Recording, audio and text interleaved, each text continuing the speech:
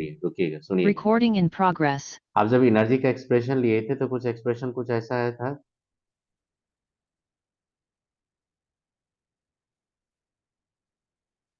H square और n square ऐसा कुछ एक्सप्रेशन आया था, याद करो पढ़ दो। हाँ सर, हाँ सर। ऐसा कुछ इक्वेशन आया था। Yes sir, yes sir. Okay, इसी इक्वेशन में आपने देखा था ना कि Me4, M stand for the mass of electron, epsilon not H square Z square है ना मित्र, देखो Z square N square, right. अब we know this part is variable या कांस्टेंट, दिस पार्ट। सर ये सर ये कांस्टेंट है, constant है, कांस्टेंट। कांस्टेंट। ये वेरिएबल सबका, उसी को आगे जी जाके सर, जी आपने सर। देखो, उसी को आपने एक इक्वेशन एक्सप्रेशन लिया एनर्जी का। मान लो कि फॉर n1 ऑर्बिट, तो उसके लिए एनर्जी जब होगा तो क्या हो जाएगा, एनर्जी हो जाएगा आपका E1 अगर लेंगे तो ये हो जाएगा आपका Me4 अपॉन 8 epsilon not square H square Z square upon n1 square. और n2 ऑर्बिट के लिए जाएंगे तो क्या हो जाएगा, ये n2 ऑर्बिट के लिए क्या क्वेश्चन कहाँ से आता है बता दो, तो पहले एक्सप्रेशन आने दीजिए। तो आप लिख सकते हो ना, E2 equal to Me4 8 pi epsilon not H square Z square upon n2 square, लिखोगे ये। तो बेटा बताओ डिफरेंस जो होगा वो क्या हो जाएगा, E2 माइनस E1 जो डिफरेंस लेंगे वो कुछ डिफरेंस आपका ऐसा हो जाएगा Me4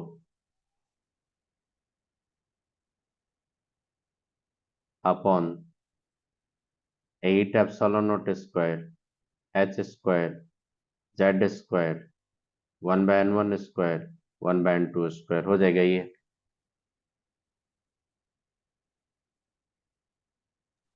हाँ जी सर, सर, हाँ जी सर। सर। यहाँ तक समझ में आ गया।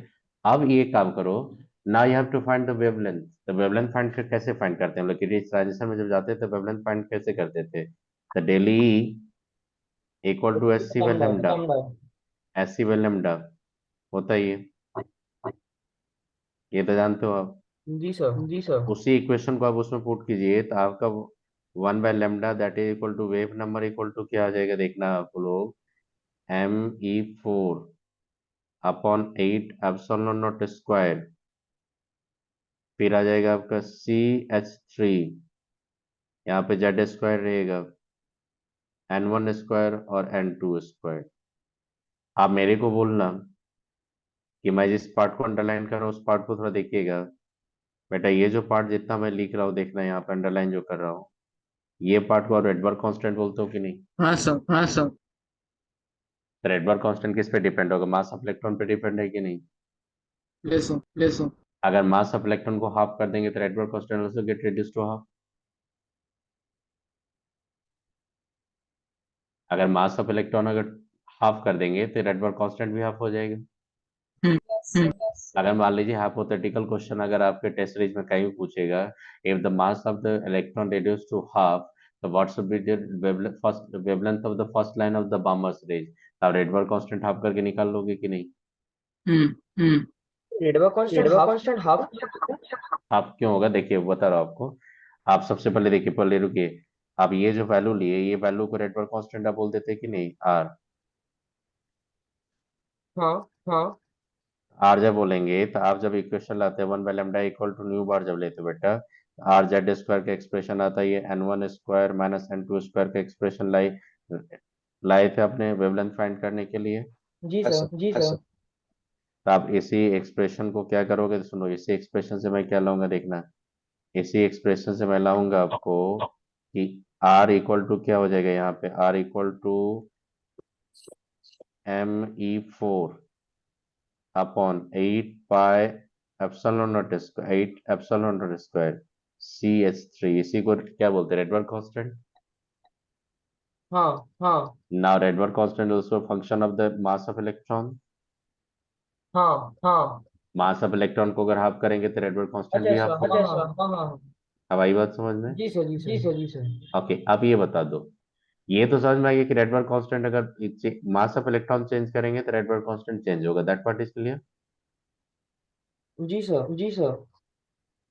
अब सुनो, जब ये वैल्यू आपको लग गया, एनर्जी का जब एक्सप्रेशन आएगा, खुद से देखिए कि एनर्जी का जो एक्सप्रेशन था, उस एनर्जी के एक्सप्रेशन में जो आपने लिया था यहाँ पे माइनस लेके किया था, याद करो, ये सब निगेटिव आना चाहिए था, तो माइनस, ये माइनस रहना चाहिए था बेटा, ये सब माइनस रहना चाहिए था, सब माइनस में रहना चाहिए था। क्योंकि इलेक्ट्रॉन की एनर्जी की बात कर रहे हाँ, हैं। माइनस में रहेगा, वो सब सारा माइनस में लाएंगे। तो एक काम कीजिए, आप जब एम, सुनिएगा, आपने क्या किया, सुनो, यहाँ से बता रहा हूँ, z square ME4 8 pi epsilon not square और एच स्क्वायर और एन स्क्वायर था।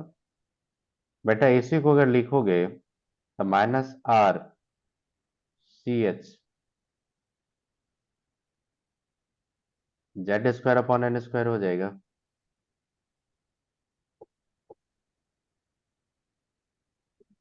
जी सर, जी सर। तो ये क्वेश्चन कहाँ मिलेगा? ये क्वेश्चन जब आप फिटजी का पैकेज से बनाएंगे या एलन का, तो वो सब इंजीनियरिंग के पैकेज में ऐसा एक्सप्रेशन देता है एनर्जी का। तो रेडबर्ग कांस्टेंट को अगर सी एच से मल्टी, क्योंकि रेडबर्ग कांस्टेंट कैसे लेते हैं, एनर्जी के एक्सप्रेशन कांस्टेंट को आपने सी से डिवाइड किया था, तो रेडबर्ग आ गया था। और रेडबर्ग को ही अगर सी एच से मल्टीप्लाई कर देंगे तो एनर्जी एक्सप्रेशन का कांस्टेंट आ जाएगा। उसी का वैल्यू को आपने बोला था 2.18 इंटू 10⁻18 जूल, याद है ना आपको जो बोला था मैंने, जी यही सर, वैल्यू। जी सर। अब वैसे जो रेडबर्ग कांस्टेंट का वैल्यू आपको पता है 1.09 इंटू 10 कर समथिंग, आप उसी में आप मल्टीप्लाई कर दो। सृजिता बताइए। सर ये लास्ट का जो आरसी का है वो समझ में नहीं आ रहा। ओके, रुको रुको बेटा, एक एक मिनट बताते हैं। देखिए, देखिए फिर से सुनिएगा, फिर से सुनिएगा, देखिएगा। ये बेटा एक्सप्रेशन था आपका, ये एक्सप्रेशन था, ये तो पता है आपको, ये एक्सप्रेशन है, ये पता है आपको। Yes sir, yes sir. Yes sir, yes अब सर, बेटा उसी एक्सप्रेशन में मैंने ये एक्सप्रेशन लाया था, यस सर, यस सर, और इसी को अगर इसी में एच सी बाय लैम्डा से डिवाइड कर दिया था, क्या आ गया था इसी एक्सप्रेशन में? जब एच सी से मैंने डिवाइड कर दिया था, क्या आ गया था? रेडबर्ग कांस्टेंट आ गया था। यस सर, यस सर, आप खुद से सोचो कि इस एक्सप्रेशन को आपने एच सी से डिवाइड कर दिया तो रेडबर्ग कांस्टेंट आया, इस और उसी रेडबर्ग कांस्टेंट के एक्सप्रेशन को अगर सी एच से मल्टीप्लाई कर देंगे तो फिर वही एक्सप्रेशन नहीं आ जाएगा आपका ये। यस सर, अब आई बात समझ, समझ में? हाँ हाँ तो मतलब तो मतलब ओरिजिनली आ गए ओरिजिनल हैं। ही आ गए हैं।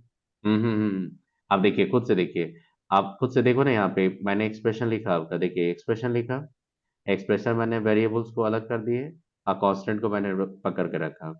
उसी कांस्टेंट से मैंने एनर्जी का डिफरेंस लेके सीधा वेवलेंथ पे आया। तो जो आपका ये वैल्यू था, जो वैल्यू वेरिएबल्स था आपका, ये जो था आपका कांस्टेंट, उसी को मैंने सी एच से डिवाइड कर दिया, तो वो रेडबर्ग कांस्टेंट आ गया। तो रेडबर्ग कांस्टेंट को अगर सी एच से मल्टीप्लाई करोगे तो एनर्जी का कांस्टेंट फंक्शन आ जाएगा कि नहीं, एक्सप्रेशन का, एनर्जी एक्सप्रेशन का। जी सर, जी सर। तो आई मतलब बात समझ, मतलब ये निकले के पार्ट को अगर कैलकुलेट करें तो वही वन जीरो वही nine one six zero nine आ सिक्स जाएगा। आ जाएगा। आप खुद से सोचिए ना, रेडबर्ग कांस्टेंट का वैल्यू होता है 1.09 इंटू टेन का माइनस कितना, पावर कितना लेते हैं, 7। Seven, seven. 7 हाँ, उसी को सी एस से मल्टीप्लाई कीजिए तो देखिए आपका सीधा वो 2.18 इंटू माइनस 19 जूल आ जाएगा आपका, 18 जूल आ जाएगा आपका। अच्छा। अच्छा, तो ये जो एक्सप्रेशन है एनर्जी का, ये एक्सप्रेशन जो मैं लास्ट में लिख रहा हूँ, ये एक्सप्रेशन कभी कभी एनर्जी का पूछ देता है। आप खुद से सोचो कि एनर्जी का अगर थर्ड बोलेगा कि find the energy of electron in the first orbit of hydrogen, तो बताइए फर्स्ट ऑर्बिट ऑफ हाइड्रोजन में ये क्या होगा? Z=1, N=1 लेंगे, तो बताओ, तो RCH एनर्जी आ जाएगा कि नहीं, -RCH। हम्म। अगर सेकेंड, तो आरसीएच के एक्सप्रेशन में टेस्ट सीरीज का क्वेश्चन सब डाल देता है, समझ में आया? रेडबर्ग कांस्टेंट किस पे डिपेंड होगा? मास ऑफ इलेक्ट्रॉन पे डिपेंड होगा। तो जी मास सर, ऑफ जी सर। इलेक्ट्रॉन को अगर बोलेगा कि मास ऑफ इलेक्ट्रॉन को अगर हाफ करेंगे, तो आपका बोलेगा कि वेवलेंथ में कोई डिफरेंस आएगा कि नहीं, तो बोलना यस, वेवलेंथ में भी डिफरेंस आएगा। वो भी हाफ हो वो भी जाएगा। हाफ हो जाएगा। आपने जितना भी स्ट्रक्चर ऑफ एटम में जो स्पेक्ट्रम पढ़ाए थे, अगर वहां पे मैं इलेक्ट्रॉन का मास को रिड्यूस टू हाफ कर देंगे, तो आपका जितना भी हाइड्रोजन स्पेक्ट्रम का आपने वेवलेंथ लिया था वो चेंज हो जाएगा कि नहीं आपका? Yes sir, yes sir. तो इसका पता चला यहाँ पे wavelength of line spectra of hydrogen depends on mass of electron. समझ में आया यहाँ तक? सर यहाँ सर यहाँ हाइड्रोजन हाइड्रोजन आपका आपका यूनिक यूनिक स्पीसीज। स्पीसीज। नहीं नहीं नहीं, मैंने बोला आपको यहाँ पे कि रेडबर्ग कांस्टेंट जो लिए थे उसमें मास ऑफ इलेक्ट्रॉन चेंज करेंगे तो मास आपका क्या हो जाएगा, रेडबर्ग कांस्टेंट का वैल्यू चेंज हो जाएगा, तो आपका आर का लैम्डा का वैल्यू क्यों नहीं चेंज होगा? नहीं नहीं सर, नहीं मैं नहीं सर, मैं मैं जब आप जब बोलते ना आप तो बोलते ना तो लाइंस में था लाइंस में था हाइड्रोजन, हाइड्रोजन, मतलब लाइंस में मतलब लाइंस में था तो यूनिलेक्ट्रॉनिक यूनिइलेक्ट्रॉनिक स्पीसीज। स्पीसीज। स्पेक्ट्रा जो लाए इस पे, तो इसमें मास ऑफ इलेक्ट्रॉन क्यों नहीं होगा? क्योंकि मास ऑफ इलेक्ट्रॉन का जब ला रहे हैं वहां पे एक मास ऑफ इलेक्ट्रॉन को फिक्स कर दिए, तो वो कांस्टेंट में लेके चले, वेरिएबल्स नहीं कांस्टेंट में। अब वो कांस्टेंट का ही मास को चेंज करेंगे तो वेवलेंथ क्यों नहीं चेंज होगा? आप तो लाते हो रेडबर्ग कांस्टेंट, आप तो लाते हो रेडबर्ग कांस्टेंट के वैल्यू पे, रेडबर्ग कांस्टेंट ही तो चेंज हो जाएगा बेटा आपका। हाँ तो हाँ लैम्डा तो चेंज लैम्डा होगा। चेंज होगा। आई बात समझ में? जी सर, जी सर। अब देखो आप क्या बता रहे हैं, सुनो। ये जो हम लोग रेडबर्ग कांस्टेंट जो लिए थे, आर का जो वैल्यू लिए थे, आर का वैल्यू लिए थे 109677 पर centimetre. when mass of nucleus is infinite with respect to electron। लेकिन बेटा बताओ, रियल में ऐसा होगा? इलेक्ट्रॉन के रिस्पेक्ट में मास ऑफ न्यूक्लियस इनफाइनाइट हो सकता है?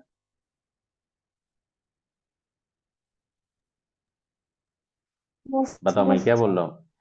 आप रियल में जाइए तो मास ऑफ इलेक्ट्रॉन ये जो लिया आपने, रेडबर्ग कांस्टेंट जो आपने फाइंड किया, वहां पे मास ऑफ न्यूक्लियस आपने क्या लिया, infinite with respect to the electron. आप बताओ प्रैक्टिकली, आप सोचो मास ऑफ न्यूक्लियस इनफाइनाइट का भी हो सकता है? Yes sir. The mass of electron अगर इनफाइनाइट नहीं होगा तो definitely you have to make a correction in the Rydberg constant। जी सर, जी सर। तो उसी को बोलते हैं करेक्टेड रेडबर्ग कांस्टेंट। तो Rydberg constant, corrected Rydberg constant आप पढ़ोगे फिजिक्स में, लेकिन यहाँ पे देखता हूँ कि टेस्ट सीरीज जितना भी होता है ये पैकेज बनाते हो, जो आकाश का या एलन का किसी का बनाओगे तो वो लोग पैकेज में भी क्वेश्चन यहीं पे डाल देता है। तो थोड़ा इन्फॉर्मेशन दे दो, करेक्शन टर्म कहाँ से आता है? जी सर, जी सर। देखो,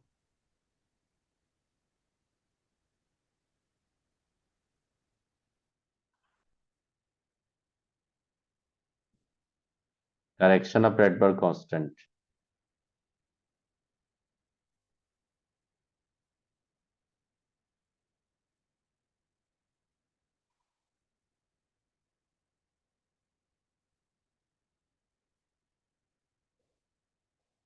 When mass of nucleus is not infinite। अभी जो एजम्पशन था वो किस पे था आपका? मास ऑफ न्यूक्लियस क्या था आपका, इनफाइनाइट था। मास ऑफ न्यूक्लियस को आप इनफाइनाइट नहीं करोगे, आप डेफिनेट मास लेंगे। तो बताइए, डेफिनेट मास लोगे तो फिर सेंटर ऑफ मास पे वर्क करना पड़ेगा कि नहीं, आप बताओ। हाँ सर, हाँ सर। Yes, sir. देखो Yes, जैसे sir. यहाँ पे एक सिंपल बता रहा हूँ, देखो जैसे यहाँ पे लेट कर लो, आप एक सेंटर लेते देखना,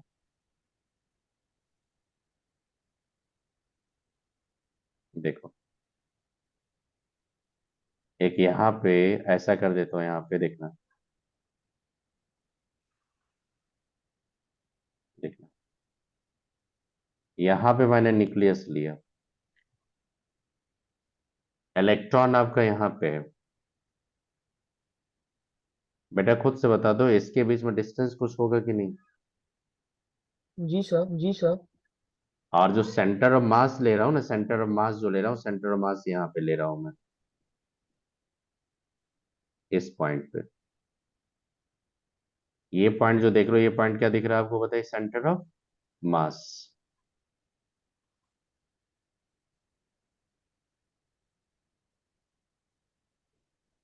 आप बताओ सेंटर मास के रिस्पेक्ट में न्यूक्लियस, ये इलेक्ट्रॉन दोनों स्पिन करते रहेगा कि नहीं, न्यूक्लियस से स्पिन करते रहेगा कि नहीं, इस तरह से। मतलब न्यूक्लियस ऐसे रहेगा जैसे आपने देखा होगा ना, कि कैसे मान लो कि कहीं पे आपने एक इको पार्क निको पार्क आपने गया होगा, तो एक क्या होता है, राइड होता है। राइड में ऐसे फील रहता है, आप इस तरह से लोते हो, अब वो भी राइड जहाँ पे रहता है वो भी तो मूव करते रहता है कि नहीं, ऐसे करके। बताओ। इलेक्ट्रॉन के साथ न्यूक्लियस भी मूव करेगा, रोटेट करेगा कि नहीं, आप खुद से देखो। अरे वो भी तो न्यूक्लियस भी स्पिन करता है, तभी तो आपका एनएमआर स्पेक्ट्रोस्कोपी होता है, nuclear magnetic resonance. Nuclear stable कहा रहता है, न्यूक्लियस भी स्पिन करता है। अच्छा सर, अच्छा सर। तो तो mass of electron m, nucleus का बहुत लेंगे, पतला और मास ऑफ पतला। इलेक्ट्रॉन अगर एम लेंगे तो कुछ सेंटर ऑफ मास पे वर्क करना पड़ेगा कि नहीं, सेंटर ऑफ मास फाइंड करना पड़ेगा कि नहीं। आपका मास जो फाइंड करेंगे, रिड्यूस मास फाइंड करेंगे, करते कि नहीं हम लोग फिजिक्स में। हाँ हाँ। रिड्यूस मास फाइंड करने का तरीका क्या होता है।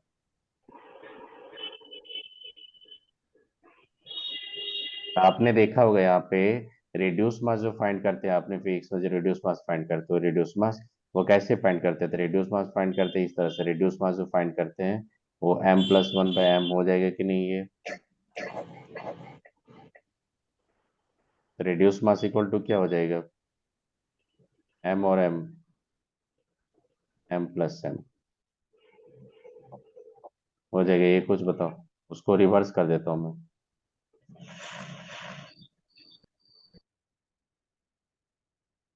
m क्या हो गया यहाँ पे, रिड्यूस मास हो गया, तो m क्या हो गया यहाँ पे, रिड्यूस मास को ऐसे लिखा जाता है, म्यू से रिप्रेजेंट करता है, ये रिड्यूस मास होता है, ये रिड्यूस मास, ये रिड्यूस मास है। अब ये बताओ रिड्यूस मास में m क्या हो, किसका मास होगा, m ये होता है मास ऑफ इलेक्ट्रॉन, और ये m किसका मास होगा, mass of nucleus. Nucleus, nucleus. अब खुद से सोचो, हाइड्रोजन में, अब प्रोटियम में, ट्रिटियम में, हाइड्रोजन का 3 आइसोटोप्स होते हैं, तीनों में एक ही इलेक्ट्रॉन्स होता है कि नहीं। जी सर, जी सर। आप खुद से बताओ, मैंने बोला कि हाइड्रोजन का आइसोटोप्स होता है, ये आइडेंटिफिकेशन आपको कहाँ से मिला। ऐसा तो नहीं कि रोड पे गया आप हाइड्रोजन बोला कि हाय, ड्यूटेरियम बोला हाय, ट्रिटियम बोला है, ऐसा तो नहीं होता है, स्पेक्ट्रम से आता है। जी सर, जी जी सर। सर, जी सर। स्पेक्ट्रम से आता है, तो बेटा स्पेक्ट्रम क्यों वैरी करेगा, ड्यूटेरियम ट्रिटियम हाइड्रोजन के स्पेक्ट्रम में डिफरेंस क्यों आएगा, जबकि एटॉमिक नंबर तो तीनों का सेम है। सर एनर्जी से रिलीज। एनर्जी रिलीज, नहीं नहीं, स्पेक्ट्रम नहीं, मैं क्या बोल रहा हूँ, तीनों पे हाइड्रोजन लेंगे, ड्यूटेरियम लेंगे, ट्रिटियम लेंगे, तो तीनों की न्यूक्लियस पे तो एक ही चार्ज है। हाँ हाँ। सबका हाँ मास सबका अलग है मास ना। अलग है ना, हाँ नहीं, एक ही चार्ज है तीनों का, और तीनों पे एक ही इलेक्ट्रॉन्स है। तो जब आप रेडबर्ग कांस्टेंट को अगर फिक्स कर देंगे, मास ऑफ न्यूक्लियस को इनफाइनाइट कर देंगे इलेक्ट्रॉन के रिस्पेक्ट में, तो तीनों का रेडबर्ग कांस्टेंट तो सेम होना चाहिए। हाँ सर, लेकिन हाँ आप सर। खुद से बता दो, डिफरेंट एलिमेंट का जो एटॉमिक मास नंबर होता है वो तो डिफर करता है। आप खुद से बताइए, डिफरेंट एलिमेंट के लिए रेडबर्ग कांस्टेंट का वैल्यू सेम होगा, रिड्यूस मास पे जब आएंगे तो डिफरेंट रेडबर्ग कांस्टेंट का वैल्यू सेम होगा कि डिफर करेगा, डिफर कर जाएगा कि नहीं। हाँ सर, डिफर हाँ सर, करेगा। डिफर करेगा, डिफर कर डिफर जाएगा। कर जाएगा, डिफर करेगा तभी ना स्पेक्ट्रा से आप आइडेंटिफाई कर पाएंगे, बताइए।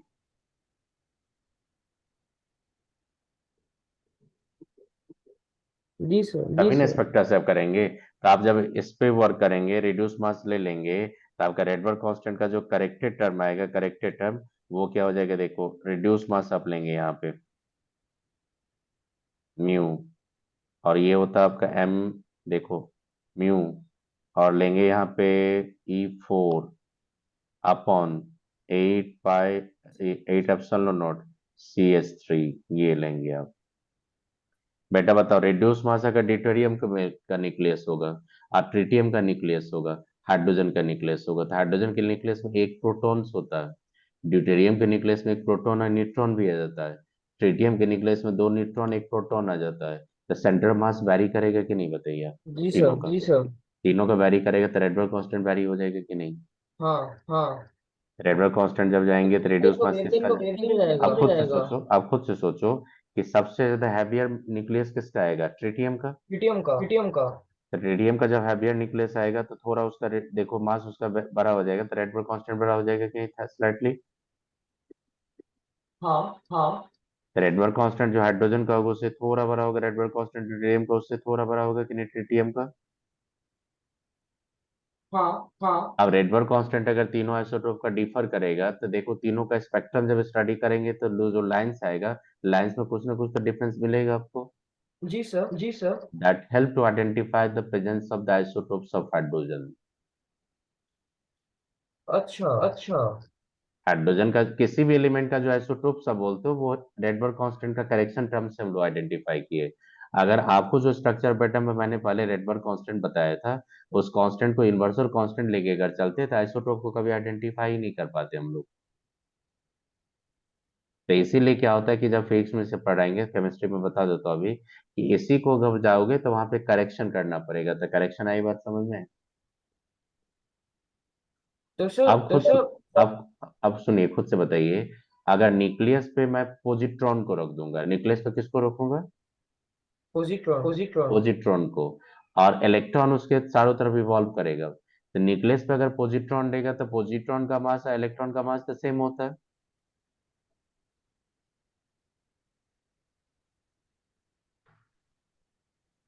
जी सर पॉजिट्रॉन को बोलते हैं पॉजिटिव इलेक्ट्रॉन, पॉजिट्रॉन को बोलते हैं पॉजिटिव इलेक्ट्रॉन।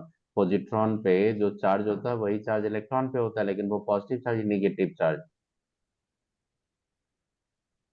तो पोजिट्रॉन को तो प्रोटॉन बोलते हैं। नहीं नहीं, पॉजिट्रॉन को पॉजिट्रॉन नहीं बोलते। देखिए होता है क्या, सुनिएगा। देखिए न्यूक्लियर केमिस्ट्री का पार्ट है इसीलिए थोड़ा प्रॉब्लम हो रहा है, सुनिए। इसको क्या बोलते हो, प्रोटॉन बोलते हो कि नहीं है? हाँ तो प्रोटॉन क्या करता है, ये चला जाता है किस में, ये चला जाएगा न्यूट्रॉन में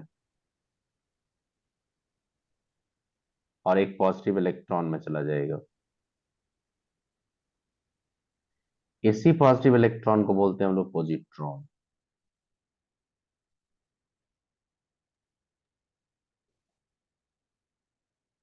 सर ये मास ब्रेक same as that of electron. तो पॉजिट्रॉन का मास इलेक्ट्रॉन का मास सेम होता है। पॉजिट्रॉन पे पॉजिटिव चार्ज होता है, इलेक्ट्रॉन पे नेगेटिव चार्ज होता है, डिफरेंस यही है।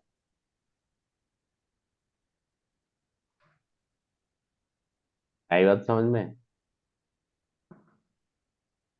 सर ये ब्रेक कैसे होता है? ये सब न्यूक्लियर केमिस्ट्री का पार्ट है। किसी का न्यूक्लियस अगर अनस्टेबल होगा तो वो डिके करता है, तो ये सब टूट के आता है। अच्छा तो ये सब पढ़िएगा न्यूक्लियर केमिस्ट्री में। आप सिर्फ ये बताइए पॉजिट्रॉन समझ में क्या होता है? पॉजिटिव इलेक्ट्रॉन को बोला जाता है। तो पॉजिट्रॉन और इलेक्ट्रॉन का मास क्या होगा? सेम हो जाएगा सेम होगा। आप खुद से सोचो, हाइपोथेटिकल मैं क्वेश्चन पूछूंगा, find the lemon first line of Lyman series का अगर मैं वेवलेंथ पूछूंगा, if the nucleus contain the positron, nucleus has only the positron, और उसके चारों तरफ सराउंडिंग्स में एक ऑर्बिट में चक्कर काट रहा है कौन? इलेक्ट्रॉन। तो बताइए पॉजिट्रॉन इलेक्ट्रॉन का मास सेम होता है, रेडियस मास आप फाइंड नहीं कर लोगे?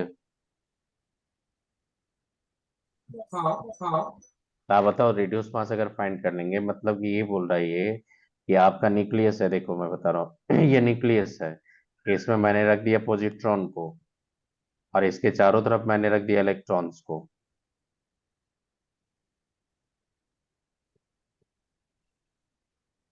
तो इसका रेडियस मास क्या हो जाएगा, खुद से बताओ।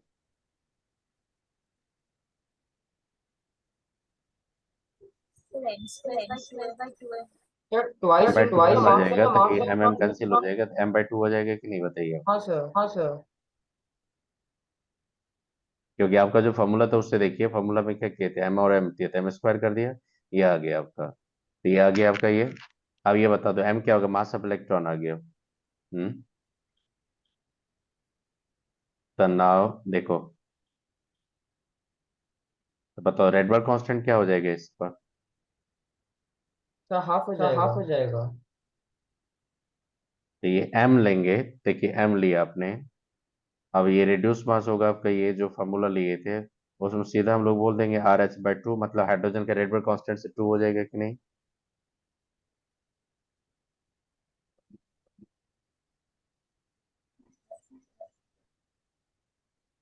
हाइड्रोजन का जो रेडबर्ग कांस्टेंट लिए थे, ये जो हाइड्रोजन का रेडबर्ग कांस्टेंट है उसका हाफ हो जाएगा कि नहीं आपका?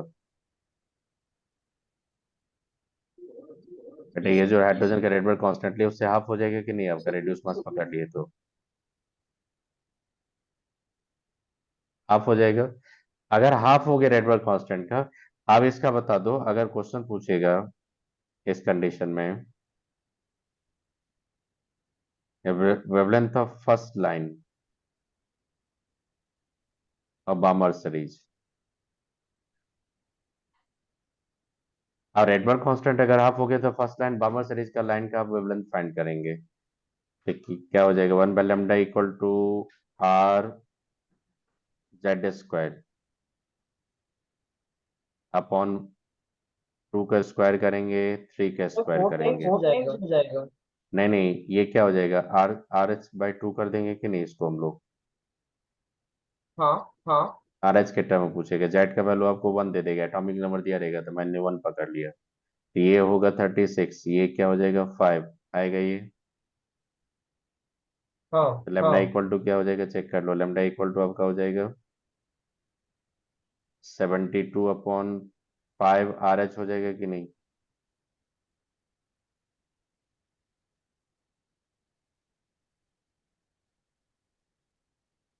अच्छा लैम्डा डबल लैम्डा डबल हो गया, उससे नहीं। आपको जब जाएंगे क्वेश्चन बनाने जाएंगे, जब आपका जैसे आकाश का पैकेज होगा, जैसे आपको स्पेशल पैकेज देगा या फिर जी का, तो उसमें ये सब क्वेश्चन पूछता है, बोलेगा hypothetically let the center nucleus contain the positron electron in electron they excited to the first, मान लो लेमन सीरीज में बोला कि थर्ड से सेकंड में आ रहा है आपका, तो what should B wavelength of radiation. Sir तो फिर उसमें स्पेसिफाई क्या रहेगा मास और कितना लेना है। नहीं नहीं, आपको वहां पे क्वेश्चन में देगा तो पूरा लंदी पेपर बनाएगा, आपको बोल देगा कि हाइपोथेटिकली आप सोचिए वहां पे न्यूक्लियस पे आपका पॉजिट्रॉन है, अपोजिट्रॉन मास ऑफ इलेक्ट्रॉन कंपेरेबल है वहां पे, तो आपको क्या करना पड़ेगा रेडबर्ग कांस्टेंट का करेक्शन करना पड़ेगा, तो आपको रिड्यूस मास लेके चलना पड़ेगा। आई बात समझ, कुछ ठीक। आइडिया लगा यहाँ पे। सर रिड्यूस मास को करेक्शन क्यों करना नहीं होगा सर? नहीं नहीं नहीं, सुनिए बता रहा हूँ आपको। सबसे पहले ये समझ में आए कैलकुलेशन, ये रेडबर्ग कांस्टेंट ये समझ में आया आपको। हाँ सर, हाँ सर। मास जब हाफ हो जाएगा तो ये जो मैंने हाइड्रोजन या किसी के लिए मैंने रेडबर्ग कांस्टेंट का जो वैल्यू फाइंड किया था, उसी का मास अगर हाफ कर देंगे तो रेडबर्ग कांस्टेंट हाफ हो जाएगा कि नहीं यहाँ पे।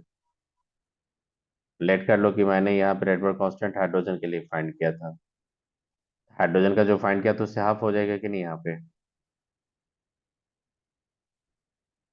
देखो, रेडबर्ग कांस्टेंट का हाफ होने के बाद मैंने पूछा कि फर्स्ट लाइन ऑफ बामर सीरीज का फाइंड करो वेवलेंथ, तो ये हो जाएगा कि नहीं आपका। पूछेगा हाइड्रोजन के रेडबर्ग कांस्टेंट के टर्म में एक्सप्रेशन, लेकिन रेडबर्ग कांस्टेंट का वैल्यू चेंज हो गया। कुछ आइडिया लगा यहाँ पे।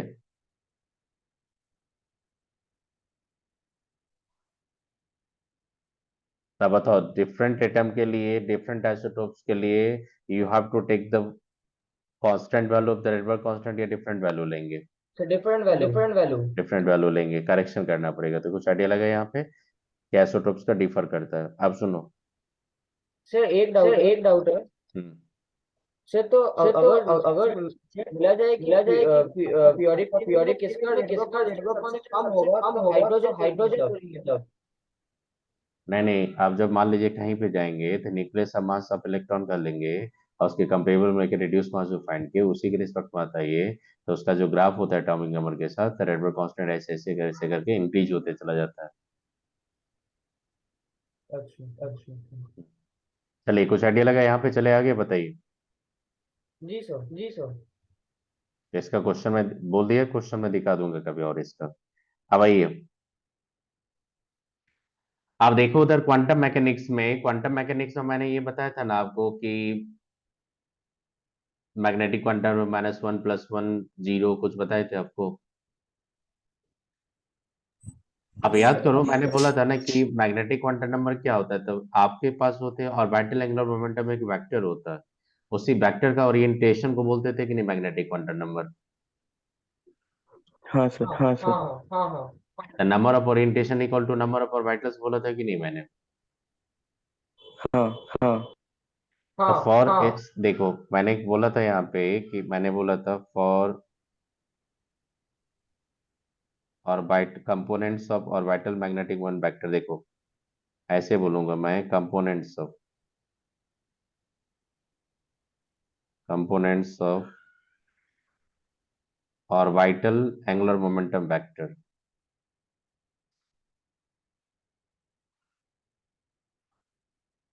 Vector of an electron in presence of किसके प्रेजेंस में? तो मैग्नेटिक फील्ड। Magnetic field.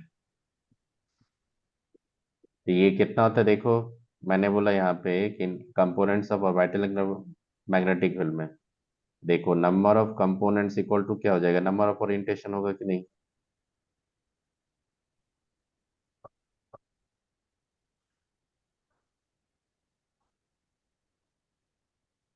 हाँ और हाँ ये हाँ होता हाँ है आपका क्या होता है देखोगे, मैंने ये बताया था ना एल और एल, हाँ सर, हाँ सर। क्या था वो? Sir root over L into H/2 pi. उसी को मॉड लेके चलेंगे, मॉड लेके चलेंगे, मॉड मतलब हमेशा वो क्या हो जाएगा, मैग्नीट्यूड लेके चलेंगे हम लोग। उसी को क्या कीजिए आप मल्टीप्लाई कर दीजिए कॉस थीटा से। मतलब ये हुआ कि आपका जो कंपोनेंट आएगा, कंपोनेंट क्या आएगा सुनो, कंपोनेंट आएगा कि मैग्नेटिक क्वांटम नंबर जो आएगा एम एल का वैल्यू, वो हो जाएगा आपका एल एल कॉस थीटा। अब तो इसका ये क्या था आपका, ये तो पता था ना आपका एल एल, क्या पढ़े थे आप, याद तो करो। यहाँ थीटा क्या आ रहा है? वो बता रहे हैं, सब बता रहे हैं, सब बता रहे हैं, एक फिगर के थ्रू बता रहा हूँ। ये एल एल का वैल्यू क्या था, square root of l into l plus one h by 2 pi. 2 pi. ये याद होगा। आप देखना मैं बता रहा हूँ एक चीज, cos थीटा मैंने कंपोनेंट लिया, number of components equal to number of orientation, that stand for l cos theta. आपको बता रहा हूँ देखो, फॉर एग्जांपल मैं ले रहा हूँ जैसे पी इलेक्ट्रॉन के लिए लूंगा, तो पी इलेक्ट्रॉन के लिए जब जाते हैं हम लोग, तो देखो पी इलेक्ट्रॉन के लिए क्या होता है, ये इधर मैंने क्या लिया, डायरेक्शन ऑफ मैग्नेटिक फील्ड लगाया, एक इधर क्या लगाया मैंने, मैग्नेटिक फील्ड लगाया, ये जेड एक्सिस है। और देखो क्या क्या कंपोनेंट्स आता है उसका, कितना कंपोनेंट्स में उसका ओरिएंटेशन आता है, 3 कंपोनेंट्स में। देखो मैंने 3 कंपोनेंट्स लिया, इसका होता है 45 डिग्री से, ये हो जाएगा 90। तो बेटा ये कितना एंगल से हो जाएगा बताओ, तो ये कितना एंगल से होगा, हमेशा इससे देखा जाता है, 135 हो जाएगा कि नहीं?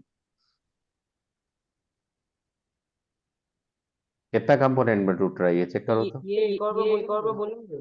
देखिए आपने क्या बोला था, मैंने ऐसे बताया था, मैग्नेटिक फील्ड लगाया था, 3 कंपोनेंट टूट रहा है कि नहीं, ये देखो। ठीक है सर, ठीक है सर। हम्म। तो कंपोनेंट जो टूट रहा है यहाँ पे, तो मान लीजिए कि एक एम एल ये लिए मैंने, 1 ml यहाँ पे टूट रहा है मैग्नेटिक, तो मैग्नेटिक यहाँ पे टूट क्या कह रहा है देखो, मैंने मैग्नेटिक में जो तोड़ा था इसको, तो इसको बोल दिया था मैंने +1, इसको बोल दिया था 0, इसको -1।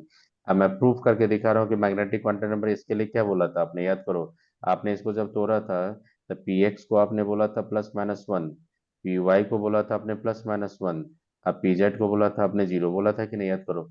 हाँ हाँ तो आप उसी कंपोनेंट में आ जाइए, देखो cos 45 डिग्री का वैल्यू क्या होता है, 1/√2। हाँ हाँ हाँ तो सर, आप खुद हाँ से सर। देखो, मैग्नेटिक क्वांटम नंबर का वैल्यू जब फाइंड करने जाएंगे तो 1/√2 से जाएंगे, तो देखो क्या जाएंगे आप, जाएंगे तो आपका ये क्या हो जाएगा, 1 × 1 + 1/h/2 पाई, और cos 45 का वैल्यू होता है 1/√2। देखो ये √2 × h/2 पाई, और ये 1/2, ये कैंसिल हो गया। तो देखो ये जो कंपोनेंट्स आ जाएगा आपका, ये कंपोनेंट, ये देखो यहाँ पे +1 × h/2 पाई आ जाएगा कि नहीं। हाँ सर, हाँ सर। तो देखो यहाँ पे क्या है, +1 आ गया आपका। Yes sir, yes sir. तो वही +1 है कि नहीं वहाँ पे। अच्छा, मतलब एज का जिससे मल्टीप्लाई कर रहा है वही हो गया आपका मैग्नेटिक क्वांटम नंबर। सुनिए फिर से बता रहा हूँ, फिर से बता रहा हूँ, सुनिए। सबसे पहले देखिए, यहाँ पे मैंने नंबर कंपोनेंट लिखा है, ये समझ में आया, नंबर ऑफ कंपोनेंट्स फार्मूला। हाँ हाँ हाँ सर, हाँ सर। उसी फार्मूला में ये उसी पे अरेंज करना पड़ेगा आपको। तब देखिए क्या हो जाएगा, मैंने यहाँ पे इसको पकड़ा था, ये कितना एंगल पे, +1 लिया, तो एंगल कितना बना रहा है वो। 45। Sir 45, sir 45। हाँ तो देखो क्या हो जाएगा, जैसे हम लोग कंपोनेंट लेते हैं ना, तो ये लेते, देखो क्या होता है, ये कंपोनेंट ऐसे लिखा जाता है एल, ये एल जो लिए थे, cos थीटा = mi/h/2 पाई। अब यहाँ से कोरिलेट करो, ये एल का कितना लिया था मैंने, 45 पे, थीटा = 45 डिग्री पे मैं देख रहा हूँ। अब बता दो, इसका वैल्यू बताओ तो क्या होगा, इसका वैल्यू √2। h/2 पाई cos 45 का मतलब √2 equal to mi into h/2 pi. बताओ बेटा ये वैल्यू कितना आ रहा है?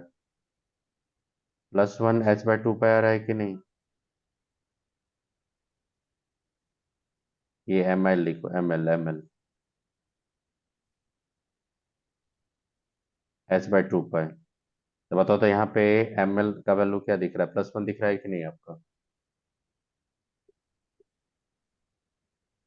हाँ हाँ ओके, अब एक काम करो, थीटा इक्वल टू 90 डिग्री लो, तो 90 डिग्री पे cos थीटा वैल्यू 0 होता है कि नहीं? जीरो होगा। आप खुद से बताइए, √2 लेंगे into h/2 pi into 0 ml h/2 पाई। ml जीरो आ गया। ml 0 आ गया कि नहीं यहाँ पे? सर 135 कर लेंगे तो 135 का -1/√2 -1/√2 वन इंटू रूट आ जाएगा। तो -1 आ जाएगा कि नहीं? हाँ अब आई बात समझ में पकड़ लेंगे आप लोग। हाँ सर ठीक है। अगर एंगल देगा, एंगल ऑफ ओरिएंटेशन अगर दे देगा, तो एंगल ऑफ ओरिएंटेशन अगर देगा तो पकड़ लेंगे ना, एंगल देखें। हाँ सर सर इसका क्वेश्चन है। इस पे हाँ दिखाएंगे, सब क्वेश्चन दिखाएंगे। पहले ये समझ में आया आपको कैसे कैसे टूटता है ये? जी सर अब +-1 +0, जीरो का मतलब समझ में गया, 90 डिग्री ओरिएंटेशन है। अब प्लस का मतलब होता है लेस देन 90 डिग्री, अब माइनस का मतलब होता है मोर देन 90। समझ में आई बात ये? हाँ सर आपने जो चूजन एक्सिस लिया, जिस पर आपने मैग्नेटिक फील्ड लगाया, वो किधर आपका जेड एक्सिस के लॉन्ग। जेड एक्सिस के लॉन्ग जिसका भी लोब्स होगा उसका मैग्नेटिक क्वांटम नंबर क्या होता है? 0 होता है। देखो आप इंक्लाइनेशन किधर देखा आपने? 90 पे देखा कि नहीं, 0 पे? हाँ सर कुछ आइडिया लगा है यहाँ पे? तो आपका कुछ स्पेसिफिक नंबर ऑफ ओरिएंटेशन होगा, तो एक एक ओरिएंटेशन का वैल्यू समझ में आएगा, कैसे फाइंड करेंगे हम लोग? हाँ सर तो देखो, और एक बताता हूँ, देखो अब क्या हो जाएगा। ये तो बता दिया था आपको रफली कैसे कैसे होता है, इसमें नंबर ऑफ कंपोनेंट ये बता दिए, नंबर ऑफ कंपोनेंट कैसे होता है, वो नंबर ऑफ ओरिएंटेशन।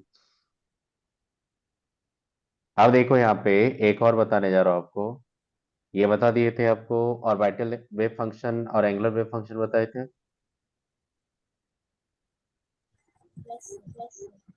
हाँ सर थीटा और फाई। थीटा और फाई के बारे में एक चीज बता रहा हूँ आपको, देखना है यहाँ पे एक चीज जो बता रहा हूँ, सुनिएगा। देखिए, पोलर कोऑर्डिनेट्स बोलते हैं कि नहीं, पोलर कोऑर्डिनेट थीटा फाई को। हाँ सर तो पोलर कोऑर्डिनेट में जब जाते हैं, तो पोलर कोऑर्डिनेट में आपने देखा होगा, आपको बताए थे कि इस तरह का कुछ एक्सिस लिए थे। इसको थोड़ा गौर से सुनना चाहिए, एडवांस बहुत टारगेट करता है इस पार्ट को, इसलिए थोड़ा इसको सुनना, क्या टारगेट करता है। आपको मैंने बोला कि इलेक्ट्रॉन को पकड़ो यहाँ पे किस स्पेस में, तो इस स्पेस को पोलर कोऑर्डिनेट जो है तो r थीटा फाई से दोगे कि नहीं आप उस पॉइंट को स्पेस में? हाँ आपने क्या किया यहाँ पे, यहाँ से एक रेडियल पार्ट आपने ड्रॉ कर लिया, ठीक है और उसी के प्रोजेक्शन आपने यहाँ पे ले लिया परपेंडिकुलर। हाँ आपने देखा होगा कि ये जो परपेंडिकुलर ये मैंने प्रोजेक्शन लिया, आप देखे होंगे एक चीज कि इसमें ये जेड एक्सिस ये होता है आपका वाई एक्सिस, ये होता है जेड एक्सिस, ये होता है एक्स एक्सिस। आपने जेड एक्सिस का जो एंगल बनाता है उसको थीटा बोलते हो, और एक्स के साथ जो बनता है उसको फाई बोलते हो। और ये रेडियल डिस्टेंस दिखा रहा है, ये न्यूक्लियस है, तो रेडियल डिस्टेंस है, तो रेडियल डिस्टेंस आर पे इलेक्ट्रॉन का पॉसिबिलिटी देख रहे हैं कि नहीं हम लोग? जी सर अब बेटा ये बता दो कि जैसे आपने ये दिया, तो ये इसके साथ 90 डिग्री है कि नहीं है? ये भी 90 डिग्री पे है कि नहीं? ये भी 90 डिग्री है कि नहीं, चेक कर लो। देखो, और एक यहाँ से कर सकते हो, ये 90 यहाँ से भी कट कर सकते हैं कि नहीं हम लोग? सर एक और बार बोलेंगे ये। देखिए, मैंने यहाँ पे बोला कि यहाँ पे इलेक्ट्रॉन है फ्री स्पेस में, यहाँ पे न्यूक्लियस है, न्यूक्लियस के डिस्टेंस पे है, तो उसको रेडियल पार्ट बोलते थे कि नहीं, आर। हाँ अब वो जो लाइन ड्रॉ की है वो एंगल थीटा बना, जेड एक्सिस के साथ हमेशा थीटा बनाता है कि नहीं पोलर कोऑर्डिनेट में? ठीक है और एक्स एक्सिस के साथ वही पॉइंट को जब हम लोग इसे प्रोजेक्शन लिए यहाँ पे इस एक्स वाई प्लेन पे प्रोजेक्शन लिया मैंने, और उस प्रोजेक्शन के थ्रू मैंने परपेंडिकुलर यहाँ पे दोनों दे दिया, तो ये जो एंगल आएगा ये एंगल बनाता है कि नहीं उसके साथ फाइव, एक्स एक्सिस के साथ। एक्स एक्सिस के साथ। हाँ हाँ अगर आपने यहाँ पे ओ पी क्यू आर लेंगे तो ओ पी क्यू आर एक रेक्टेंगल होगा कि नहीं? जी सर, जी सर। हाँ हाँ हाँ हाँ हाँ। O P O P O कहाँ है निकलेस पे, ओ पी क्यू आर एक रेक्टेंगल आ गया। अब एक काम करो, ये आर है, आप इसको इसको डिस्टेंस को अगर जेड लेंगे, यहाँ से यहाँ के पॉइंट का डिस्टेंस अगर जेड लेंगे, यहाँ तक का डिस्टेंस को आप एक्स बोल सकते हो कि नहीं, ये वाई, और इधर से इधर का डिस्टेंस को आप एक्स बोल सकते हो कि नहीं, रेजोल्यूशन जब फैक्टर का करते हैं आप 3D स्पेस में।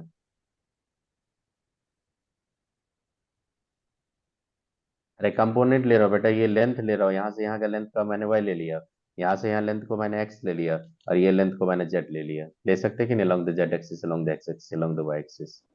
हाँ सर, हाँ सर। हाँ हाँ आप ये बता दो, फ्रॉम ट्रायंगल, कौन सा ट्रायंगल ले रहा हूँ देखना है यहाँ पे, ओ, देखिएगा, क्यू आर, आप ये बोल सकते हो कि cos theta equal to z upon r.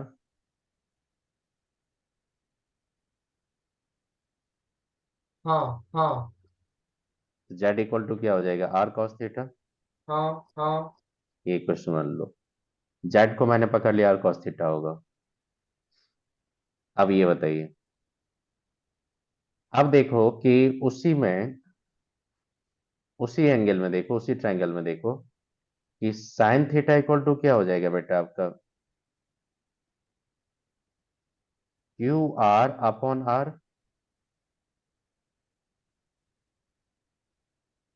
हाँ हाँ क्योंकि परपेंडिकुलर तो क्यू आर ले रहे हैं ना, तो उसी से क्यू आर ले लेंगे, तो आपका ये क्या होगा, क्यू आर इक्वल टू क्या हो जाएगा, आर साइन थीटा। हाँ हाँ। ये किससे लिया मैंने, ट्रायंगल ओ क्यू आर। अब ये फ्रॉम, अब देखो,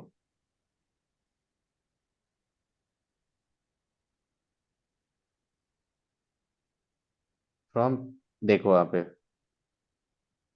एक रेक्टेंगल, फ्रॉम रेक्टेंगल, सही है रेक्टेंगल सिंपल रुकिए ना, रेक्टेंगल जो रहे, सुनिए, रेक्टेंगल जो रहे हम लोग, O P Q R rectangle पे जाइए, तो उस पे क्या हो जाएगा कि Q R equal to O P हो सकता है कि नहीं, हाँ हाँ that equal to r sign theta हो जाएगा।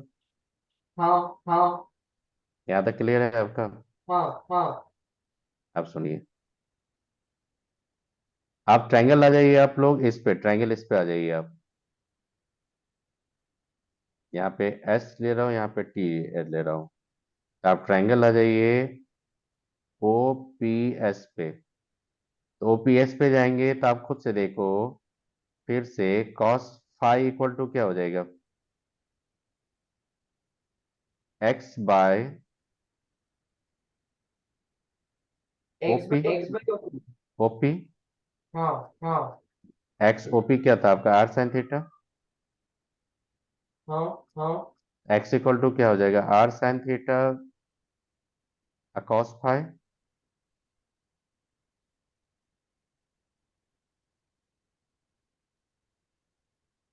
हाँ हाँ। मतलब कि हाँ एक्स के अलोंग हाँ जो आपका इंटरसेप्ट आ रहा है वो R sign theta cos phi आ रहा है आपका, जेड एक्सिस के अलोंग आपका आर cos थीटा आ रहा है। इसका क्या हेल्प मिलेगा, देखो ना, जो एडवांस का क्वेश्चन इसे बहुत इजीली पकड़ा जाता है। तो आर cos थीटा आप किसने किसके तरफ आपने देखा, ये रिजोल्यूशन का जो फैक्टर लाया मैंने रिजॉल्व करके, वो किधर देखा आपने, जेड एक्सिस के along. R sign theta cos phi आपने किधर देखा, एक्स के अलोंग। सिमिलरली आप खुद से सोचो कि अगर ये डिस्टेंस अगर मैं फाइंड कर लूंगा तो वही वाई के अलोंग हो जाएगा कि नहीं। हाँ हाँ उसी एंगल में जाइए, तो आप उसी एंगल में अगर साइन फाई बोलेंगे तो साइन फाई इक्वल टू क्या हो जाएगा, खुद से देखो आप, पी एस अपॉन क्या हो जाएगा, आर साइन थीटा।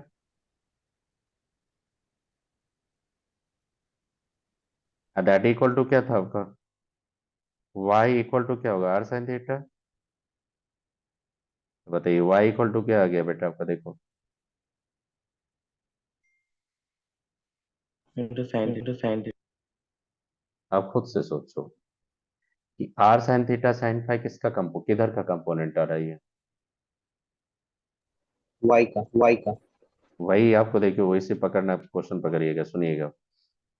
आप बताइए जेड एक्सिस के लॉन्ग आपने कंपोनेंट क्या देखा था, आर कॉस थीटा। एक्स के लॉन्ग आपने वाई के लॉन्ग क्या देखा था,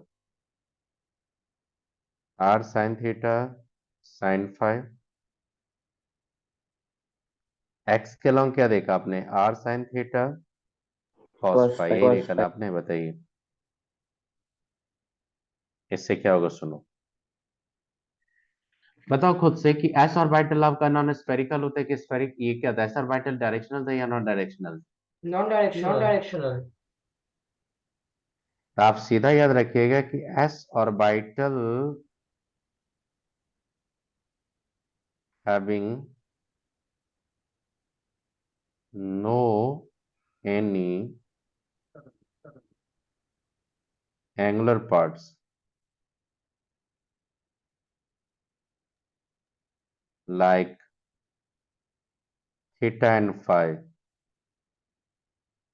in its wave function equation,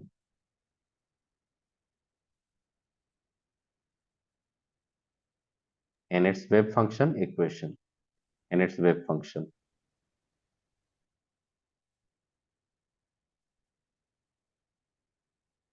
इसका मतलब वेव फंक्शन तक इंडिपेंडेंट इक्वेशन होता है ना। जी सर। तो उस इक्वेशन में थीटा फाई नहीं देखोगे तो कौन सा ऑर्बिटल का आ जाएगा, एस। एस। और हमेशा याद रखिएगा, और क्या याद रखिएगा, देखो सर साई एंड मतलब वेव इक्वेशन को पहले से एक्स लिख रहे थे। अभी थीटा पाई और आर के समझ अगर थीटा और पाई नहीं रहेगा तो वो एक्स वेक्टर हो जाएगा। नहीं नहीं, सुनिए सुनिए, अगर थीटा और फाई आ जाएगा तो इसका मतलब डायरेक्शनल प्रॉपर्टी आ जाएगा। ठीक है।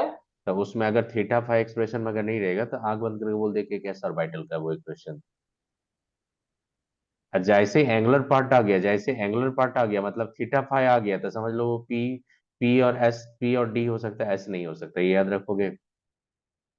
जी जी अब एनएलएम जब वेव फंक्शन देखते हैं हम लोग, तो ये वेव फंक्शन देखते हो यहाँ पे, एनएलएम वेव फंक्शन देखेंगे तो इसमें देखिएगा एस ऑर्बिटल में थीटा होगा नो, फाई होगा नो। लेकिन आप हमेशा याद रखिएगा पी ऑर्बिटल का जब देखेंगे तो पी ऑर्बिटल का आप देखेंगे तो इसमें क्या हो जाएगा, बताइए खुद से। ये डायरेक्शनल होता है कि नॉन डायरेक्शनल, डायरेक्शनल। इसमें थीटा भी होगा, इसमें फाइव भी होगा, तो आप कैसे पकड़ोगे थीटा फाइव, कैसे कौन होगा थीटा कौन फाइव, देखो तो उसको पकड़ने की ट्रिक क्या होता है, सुनो यही एडवांस में सबसे ज्यादा क्वेश्चन पूछते हैं, इस पे पकड़ लेते हैं हम लोग। देखो अगर आपका पीजेड होगा तो पीजेड में आप हमेशा देखोगे r cos phi, r cos theta. तो बेटा बताओ कॉस थीटा ही सिर्फ एक्सप्रेशन में देखेंगे तो बोल देंगे उसको कि पीजेड ऑर्बिटल नहीं है। जी सर अब पी वाई अगर होगा तो आपको हमेशा आएगा आर साइन थीटा, मैं दिखा रहा हूँ आर साइन थीटा और साइन फाइव, तो बोल देंगे आप पी कि पी वाई है वो, जेड पी वाई। नहीं सर आर कॉस बोल रहा हूँ सर वो नहीं नहीं, आप एक काम कीजिए, पीजेड का आपके लोब्स का ओरिएंटेशन किधर देखे थे, अब जेड एक्सिस के लो, हाँ हाँ तो जेड एक्सिस के लॉन्ग से कंपोनेंट क्या लेते हैं, r sign theta, r cos theta लाए थे कि नहीं आप। हाँ और वाई एक्सिस के लॉन्ग पी वाई होता था, वाई एक्सिस के लॉन्ग पी वाई होगा तो उधर कौन सा कंपोनेंट लेके r sign theta sign phi. Sin theta अब पी जेड होगा तो खुद से सोच, पी वाई होगा तो क्या होगा, एक्स होगा तो क्या होगा, खुद से सोचो क्या एक्सप्रेशन आ आर सकता है, sin theta r sin theta cos phi r sign theta cos phi cos phi. और डी ऑर्बिटल होगा तो डी ऑर्बिटल जैसे दिखेंगे तो आप खुद से सोचो डी ऑर्बिटल होगा तो इसमें भी थीटा आएगा एक्सप्रेशन, इसमें भी फाइव ही आएगा, तो आप खुद से तो डी जेड स्क्वायर होगा तो आर कॉस फाइव तो हो ही, कॉस थीटा तो होता होगा ही। आप खुद से सोचो, अगर एक्स वाई प्लेन पे होगा तो ये दोनों आ सकता है कि नहीं, डी एक्स वाई प्लेन पे अगर होगा तो। अच्छा एक और बार सर। अगर मान लीजिए एक्स वाई प्लेन पे, अगर मान लीजिए कि एक्स वाई एक्सिस के लॉन्ग आएगा तो दोनों आ जाएगा कि नहीं, ये दोनों। हाँ हाँ जैसे d x square minus y square लेंगे तो ये दोनों एक्सप्रेशन आ जाएगा कि नहीं उसमें। हाँ हाँ। तो बस यही ट्रिक होता है जहां से पकड़ लेते हैं। अब देखो यहाँ से पकड़ कैसे बोल तो दूंगा आपको, इस देखो। ऑर्बिटल में क्यों नहीं हो रहा? एस ऑर्बिटल में आपको क्या बोले थे, डायरेक्शनल या नॉन डायरेक्शनल। आपने लोब जब देखा था तो एस ऑर्बिटल क्या देखे थे, स्फेरिकल। तो स्फेरिकल आपका नॉन डायरेक्शनल होगा, तो कहीं पे एंगल कुछ, कहीं पे इंक्लिनेशन होगा किसी एंगल के साथ, बताइए थीटा फाई के साथ, नो। इसलिए एस ऑर्बिटल नॉन डायरेक्शनल होता है। अब देखो यहाँ पे ये बहुत इंपॉर्टेंट है, इससे क्या पकड़ोगे, देखो मैं बता रहा हूँ आपको। अब देखो, देखो ये कंप्लीट वेव फंक्शन का इक्वेशन है। बेटा इस इक्वेशन में देखो कहीं भी एस ऑर्बिटल के लिए का, कहीं भी देखो एस ऑर्बिटल के लिए का कहीं भी थीटा फाई आपको दिख रहा है, चेक करो। नहीं सर। नहीं दिख रहा। नहीं अब नहीं। ये पीजेड के लिए लिखा, देखो आर कॉस थीटा आ गया कि नहीं पीजेड के लिए। हाँ हाँ। अब देखो r sign theta cos phi किसके लिए आ रहा है, पी वाई के लिए आ रहा है कि नहीं, चेक करो। सॉरी पी एक्स के लिए। पीएक्स के लिए। और ये पी वाई के लिए आ रहा है कि नहीं। हाँ हाँ। तो बेटा ये एंगुलर पार्ट से ये पकड़ लोगे आप कि कौन सा ऑर्बिटल का बात कर रहा है, आप खुद से सोचो। पी ऑर्बिटल में जब हम लोग एस ऑर्बिटल 1s जाते हैं तो 1s में तो रेडियल लोड नहीं होता है। नहीं नहीं। देखो इसको जीरो करोगे तो सबको जीरो हो रहा है कि नहीं यहाँ पे। हाँ हाँ। लेकिन इसको अगर जीरो करेंगे तो जीरो होने पे ये टर्म तो मेंटेन रहेगा, इसका मतलब कहीं ना कहीं रेडियल नोट्स होगा इसमें। सर एक और बार। चलिए एक काम कीजिए, ये जो मैंने आर सेन तक कॉस थीटा उस पर पकड़ लेंगे आप लोग, बताइए खुद से। हाँ हाँ हाँ हाँ। अब देखो 3s का भी लिए तो 3s में कहीं पे एंगुलर पार्ट में थीटा फाई दिख रहा है आपको। नहीं नहीं। और जैसे देखना क्वाड्रेटिक इक्वेशन आ गया तो समझना कि 3s है वो। अच्छा यू जो होगा अच्छा। वो यू जो होगा z are upon A naught लिया यहाँ पे यू, वो लास्ट में लिखा है यहाँ पे, देखो यहाँ पे क्लियरली बोला कि यू क्या होगा, z are upon A naught है वो। तो आप देखो यू के टर्म में, उसके टर्म में जैसे क्वाड्रेटिक आ गया तो क्या बोलोगे, 3s बोल देंगे कि नहीं, विदाउट एनी एंगुलर पार्ट। जी सर। अब देखो यहाँ पे कि जैसे P हम लोग 3P में गए तो 3P में एक रेडियल नोट होता है, देखो यहाँ पे ये पार्ट से जीरो नहीं होगा, इस पार्ट से रेडियल नोट का कुछ रिलेशन आएगा कि नहीं। आप डीजेड स्क्वायर जाओगे, डीजेड स्क्वायर में देखो तो क्या आपका एक्सप्रेशन आ रहा है डीजेड स्क्वायर में। डीजेड स्क्वायर में जा रहे हो तो डीजेड स्क्वायर में देखो कॉस, कॉस स्क्वायर थीटा करके आ रहा है कि नहीं, कॉस स्क्वायर आ रहा है कि नहीं, कॉस थीटा इससे, बताइए।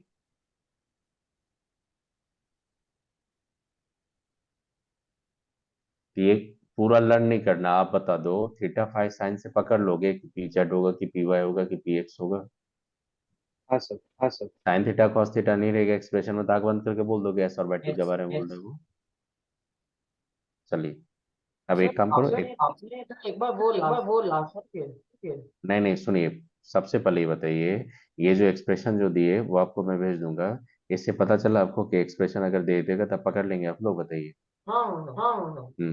सर चलिए वो आप जो वो सुनिए सुनिए, एक क्वेश्चन करवाने दीजिए, अपने आप समझ जाएंगे। देखो ये 2004 का क्वेश्चन था, ये श्रोडिंगर वेव इक्वेशन किसके लिए, हाइड्रोजन के लिए।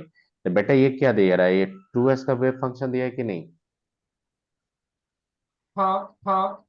2s का वेव फंक्शन में यहाँ पे देखो कहीं पे sign theta cos theta involve हो रहा है आपका। नहीं नहीं नहीं नहीं। अगर मेरे को नहीं भी देता, अगर मान लो यहाँ पे 2s नहीं भी देता, अगर मुझे पूछता ये किसका है तो मैं बोल दो तो क्या एस ऑर्बिटल के होगा। हाँ हाँ। और एस ऑर्बिटल में मेरे को पता है कि 1s में रेडियल लोड नहीं होता है, तो ये टर्म रेडियल लोड के नहीं होता तो ये टर्म नहीं आना चाहिए। ये टर्म आ गया, इसका मतलब रेडियल लोड्स होगा, तो रेडियल लोड इसमें मेरे को 1 मिल रहा है, इसका मतलब डेफिनेटली ये 2s होगा। बताओ, क्वेश्चन बोल रहा है ए नॉट, क्या बोल रहा है आपसे। वो रेडियस। और रेडियल लोड कहाँ पे है, 2s ऑर्बिटल रेडियल लोड कहाँ पे है आपका, आर नॉट पे। आर नॉट पे।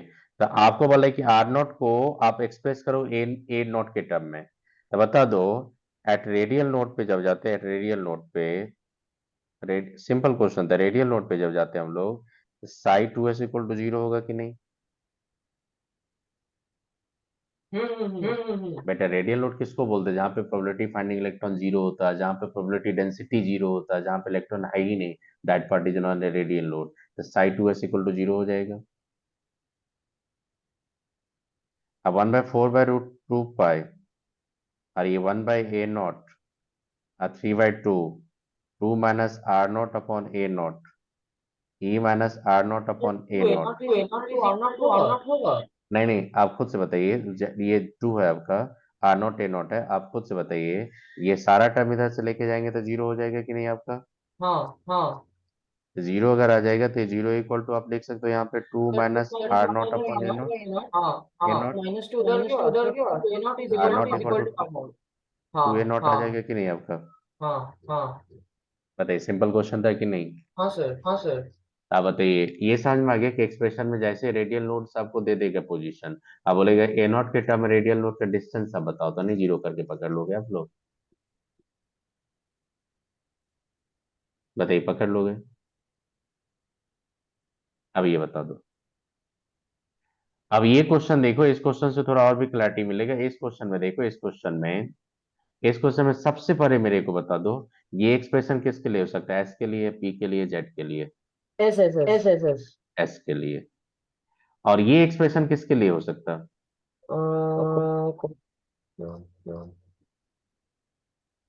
सर पी एक्स जेड के लिए हो सकता है ये, सर पीजेड के लिए, PZ पीजेड के लिए। तो आप बताइए, 3 के साथ 3 तो मिल सकता है। बताओ 1 को अगर मैं मैचिंग करवाऊंगा 3 से तो रॉन्ग होगा कि नहीं? हाँ हाँ सर और 1 को अगर मैचिंग करवाऊंगा 2 से, वो भी रॉन्ग होगा, क्योंकि 1s में तो रेडियल लोड नहीं होता। लेकिन 2s में रेडियल लोड होता है कि नहीं? हाँ यस तो सर 2s को रेडियल लोड होगा तो उसको 1 रेडियल लोड के साथ मैच करवा दूंगा। हम्म और मैंने रेडियल वेव फंक्शन का जब प्लॉट लिया था 2s के लिए, तो कुछ ऐसा प्लॉट था कि नहीं रेडियल नोड्स का? हाँ तो ये रेडियल नोड अगर है, मान लो ये 2s के साथ, इसका अगर इसके साथ, तो ये 2 के साथ अगर 2 कर दूंगा, 2 के साथ अगर मैं यहाँ पे p कर दूंगा, तो राइट होगा कि रॉन्ग होगा कॉम्बिनेशन? राइट हो जाएगा राइट अगर मैं बोलूंगा 2 के साथ आप 2 ले लो और उसी के साथ आप p ले लो, तो राइट या रॉन्ग होगा? राइट होगा। राइट होगा। अगर मैं बोलूंगा कि 1 के साथ मैं बोलूंगा आपको कि आप 2 ले लो, ये 1 ले लो, क्यों नहीं हो सकता? वो एस के लिए तो है ही वो।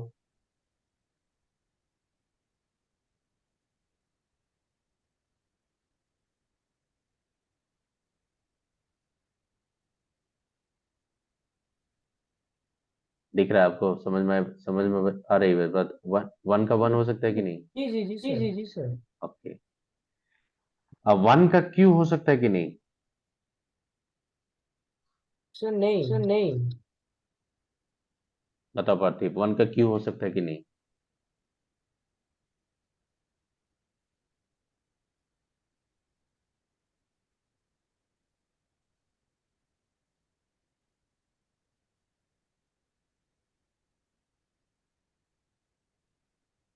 बताइए, कोई बताइए, 1 का क्यू हो सकता है कि नहीं, ये बताओ।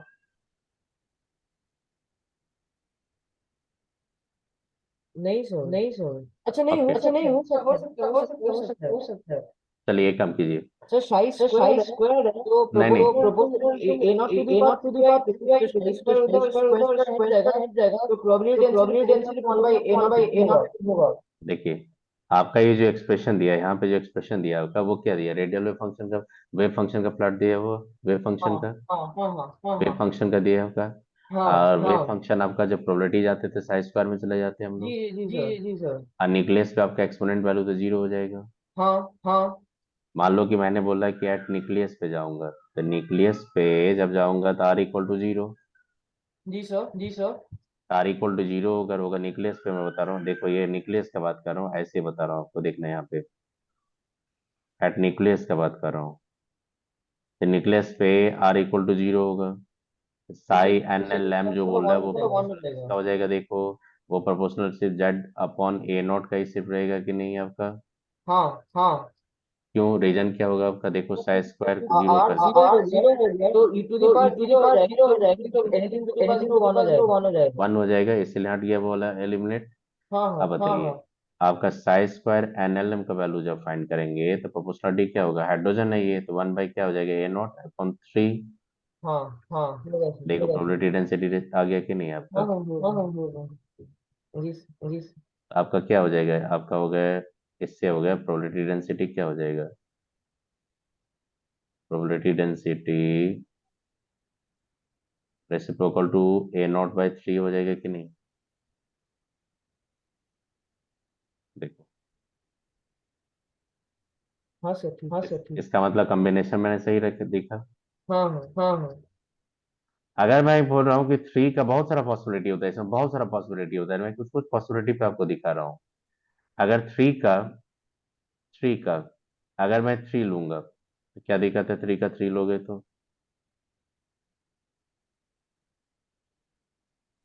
सब ठीक है। लेकिन उसमें वो क्यों नहीं आ जाएगा, क्योंकि उसमें अगर करेंगे तो 1/5 आ जाएगा, वो 5 एक्सपोनेंट आ जाएगा कि नहीं निकलिस हाँ पे, सर तो वो नहीं लेंगे आप। और probability density maximum at the nucleus neighbour, और पी तो हो ही नहीं सकता उसका, हम्म पी तो हो ही नहीं सकता उसका। देखो पी तो होगा नहीं उसका, क्यू तो होगा नहीं उसका, आर तो होगा नहीं उसका, एस भी नहीं होगा।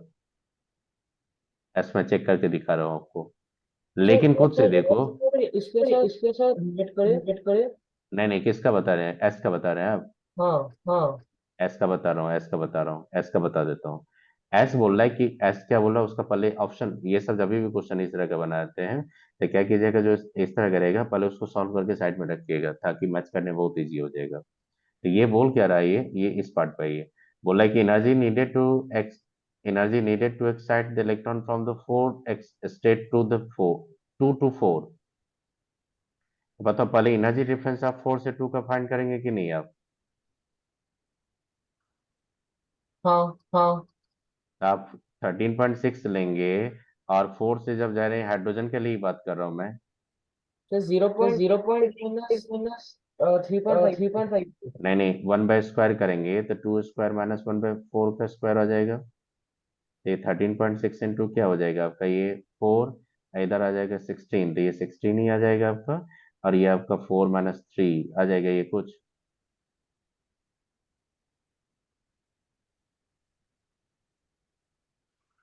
देखो ना आरसीएम लोगों ने 16 आ जाएगा, दिखता रहा यहाँ पे, 4 - 3 3/4 16।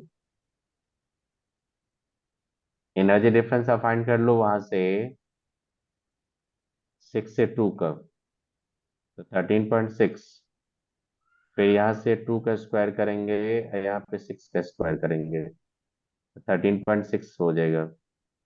कितना हो जाएगा देख लो आप लोग, 36 हो जाएगा, 4 हो जाएगा, 36 ही लेंगे। तो ये आपका हो जाएगा 9, माइनस ये 1, ये हो जाएगा 13.6 इंटू 8/36। ये क्वेश्चन 2 ले लेंगे, होगा ये, खुद से देखो आप लोग।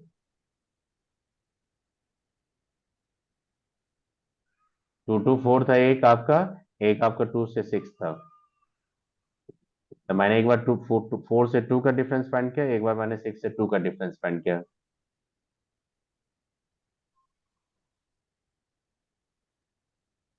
सही है वो समझ, अरे समझ में आ रहा है, बताइए ना, जेड स्क्वायर तो कांस्टेंट रहेगा, उसको रेशियो लेंगे अपने आप कट हो जाएगा वो। हाँ हाँ अच्छा, अब ये बता दो, तो आपको बोल रहा है यहाँ पे एनर्जी डिफरेंस आप ले लो 4 से 2 का, आप ऑन एनर्जी डिफरेंस ले लो आप 6 से, ये रेशियो ले लो 6 से 2 का, ये वैल्यू कितना हो जाएगा, वो तो सब कैंसिल हो जाएगा, तो 3 बाई क्या हो जाएगा आपका, इंटू 8 बाई क्या होगा 36। अब देखो ये 36 18 जैसे कि जाएगा, ये आपका वैल्यू कितना हो जाएगा, ये वैल्यू हो जाएगा आपका, मैं जहाँ तक देख रहा हूँ यहाँ पे, ये आपका जाएगा 4, अब हो जाएगा 9, तो 27/32 आ रहा है कि नहीं। हाँ सर हाँ सर। एनर्जी जो आएगा आपका, ये 4 से 2 का, वो 27/32 times of the energy, difference of the 6 to 2 आ गया आपका।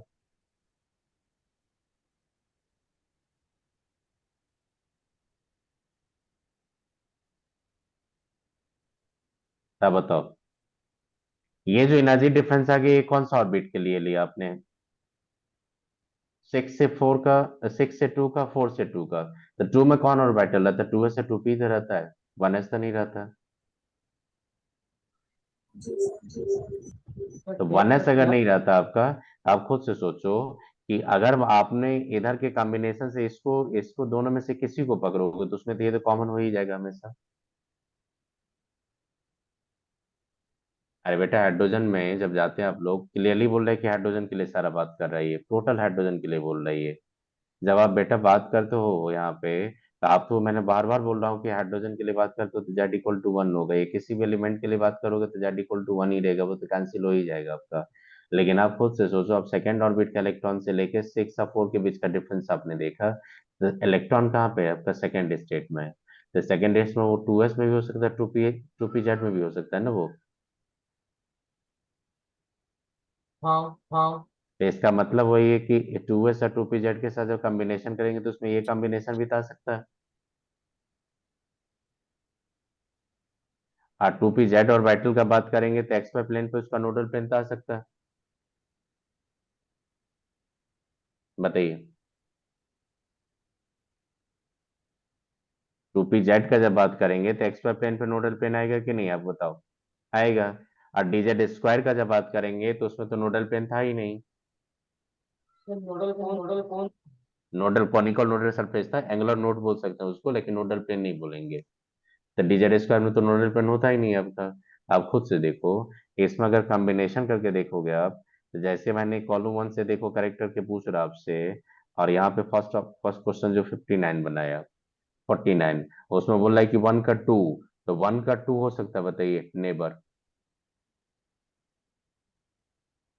एक ही दो से एलिमिनेट होता है, 1 का 2 बोल रहा है, उसका एस बोल रहा है।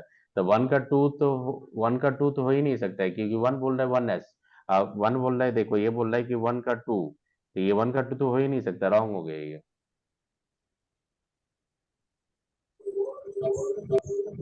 तो रॉन्ग हो गया।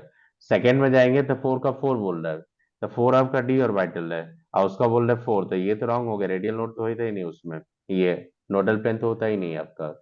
फिर थर्ड, 2 का 2, तो 2 का 2 तो सही है, और 2 का 2 के बाद पी ले लिया, तो 2 का 2 के साथ पी भी सही है कि नहीं, चेक करो आप।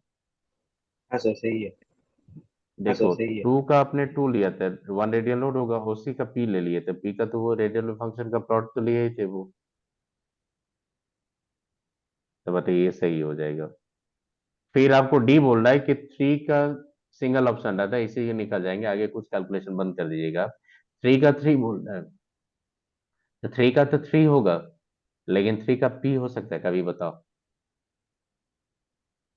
सर एक डाउट है। सर एक डाउट है। सर अगर सर टू पी अगर सर टू ऐसे करके रहा तो सर ऐसे करके रहा तो सर का प्लॉट कैसे हम लोग लेंगे? का प्लॉट कैसे हम लोग किसका लेंगे? प्लॉट, किसका प्लॉट? सर अगर टू पीज है, सर अगर टू पीज है, सर ऐसा आया अरे specify बार बार बोल रहा था कि पीजेड पीजेड कुछ भी रहेगा, रेडियो फंक्शन यहाँ पे देखो ना, रेडियो फंक्शन का प्लॉट है, वो तो सब फिक्स ही रहता था आपका। ये जो देख रहे हो, ये आर लेके रेडियल फंक्शन और डिस्टेंस फ्रॉम द न्यूक्लियस के बीच में प्लॉट लिया वो। और जब प्लॉट लिया, तो मैं तो बार बार बोल रहा हूँ आपको, जब प्लॉट ले रहा वहां पे, तो प्लॉट जब ले रहे हो वहां पे, तो ए नॉट आपका कांस्टेंट होता है, तो आर बाई ए नॉट का कांस्टेंट लेके प्लॉट लिया वो। मैंने बोला पीजेड का प्लॉट लो, या पी वाई का प्लॉट लो, या पी एक्स का प्लॉट लो, प्लॉट तो एक ही होगा, रेडियल पार्ट दिखा रहा है वो, एंगुलर पार्ट थोड़ी बोल रहे हैं हम लोग। अच्छा अच्छा अच्छा अच्छा अच्छा अच्छा। तो बताइए डी रॉन्ग हो जाएगा कि नहीं? जी सर, जी सर। अरे 49 का डी रॉन्ग है कि नहीं, चेक कीजिए। अरे आपको बार बार बोले थे कि पी का जब प्लॉट लेते हैं तो पी का प्लॉट क्या लिए थे, आप याद करो। साई आर का जब पी का प्लॉट लिए थे 2p का, सर तो आपका नोड क्या नहीं, था, सर कुछ नोड नहीं। ऐसा प्लॉट था कि नहीं आपका, याद करो। हाँ हाँ। तो ऐसा प्लॉट नहीं होगा, ये तो plot maximum from the nucleus मैंने बोला था आपको 2s के लिए, s के लिए, p के लिए, s के लिए। पियर पियर वर्ग के पहले ही घटता है। तो ये ऐसे करके गया था कि नहीं, याद करो 2p के लिए, तो हाँ रॉन्ग हो जाएगा हाँ कि हाँ। नहीं वो, तो इसीलिए डी रॉन्ग हाँ कर दिया मैंने। हाँ। 50 में आइए, 50 में ये तो पकड़ लिया आप, ये तो मैं बोल दिया आपको। आप 50 में आइए। 50 में बोल रहा है आपको कि 1 का 1 और s, तो 1 का 1 कौन है, बताइए, 1 का 1 हो सकता है, हाँ हो सकते हैं। आप उसका एस बोल रहे थे, एस भी, एस तो रॉन्ग हो जाएगा, एस तो आपका टू में बोल रहा है वो, क्योंकि इलेक्ट्रॉन ला कहाँ रहा हो, टू से सिक्स में, इलेक्ट्रॉन कहाँ ला रहा हो, तो टू से सिक्स में, टू से फोर में, तो इलेक्ट्रॉन तो सेकंड एस ऑर्बिट में है, तो सेकंड ऑर्बिट में टू एस टू पी होता है, तो आप क्या करेंगे, वन एस के साथ कोरिलेट करेंगे तो रॉन्ग हो जाएगा ना आपका।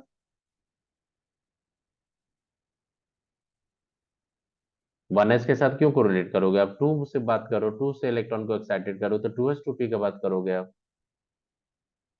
बी में ये, बी का बोल रहा है टू का वन, क्यू, तो टू का वन हो सकता है कि नहीं,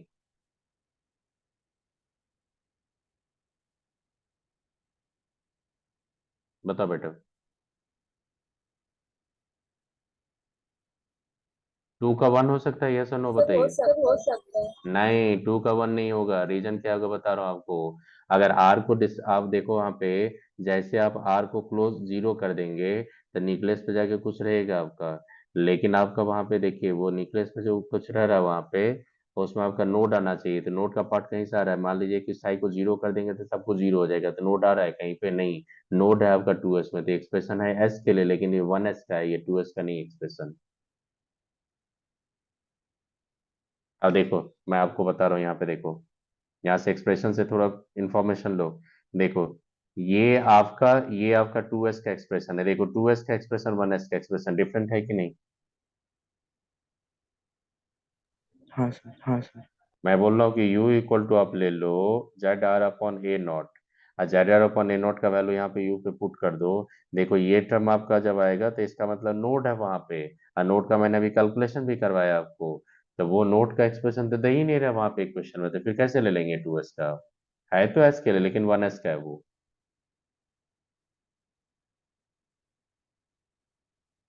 आई बात समझ में, फिर से बता दूं। ठीक है। ठीक है, आपका वहां पे कट हो जाएगा वो, थर्ड पे आइए, वन का क्या बोल रहा है वहां पे, वन, ये तो सही है, अब पी रॉन्ग है कि नहीं, हाँ सर, हाँ सर, रॉन्ग है। अब बताइए वन का फोर,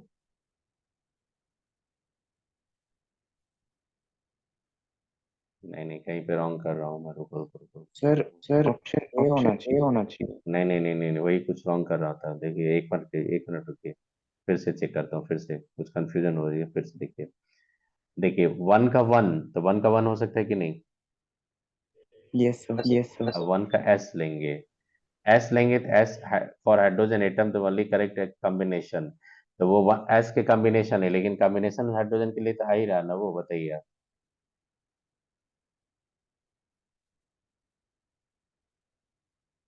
हाँ सर, हाँ सर। ओके, अब बताइए बी में जाएंगे, तो बी का बोल रहा है कि टू का वन, तो टू का वन अगर बोलेगा और उसका बाद बोल रहा है क्यू, तो क्यू तो कभी हो ही नहीं सकता हाँ सर, हाँ सर। वो कभी दे ही नहीं सकते आप।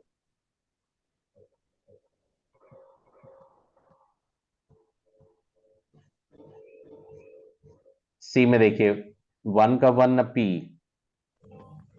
रॉन्ग हो जाएगा, डी का देखिए वन अब फोर, तो वन एंड फोर जाएंगे, तो वो तो एक्स वाई प्लेन वन का कभी आ ही नहीं सकता आपका, और क्योंकि वन एस में तो नोडल प्लेन होता ही नहीं है आपका, तो ये तो कट हो जाएगा, आर भी बोला वो मैक्सिमम एट द न्यूक्लियस, वो तो सही था, लेकिन आपका फोर कट हो जाएगा, तो यहाँ तक मैं देखता हूँ यहाँ पे कि टू का वन क्यू, तो ये तो नहीं हो जाएगा, लेकिन वन का वन और उसका ले रहे हैं एस, यही हो सकता है आपका वन, ये हो सकता है वन ही सर अप्रोप्रिएट। 50 का वन होगा। नहीं नहीं, 59 का वन हो जाएगा, ये सब कट कर दे रहा हूँ sir option A, option A. मैं, ऑप्शन ए। अब बताइए फॉर हीलियम, हीलियम के लिए बोल रहा है आपको, for He plus ion the only the incorrect combination is incorrect, तो वन का वन और उसका आर सही है ना,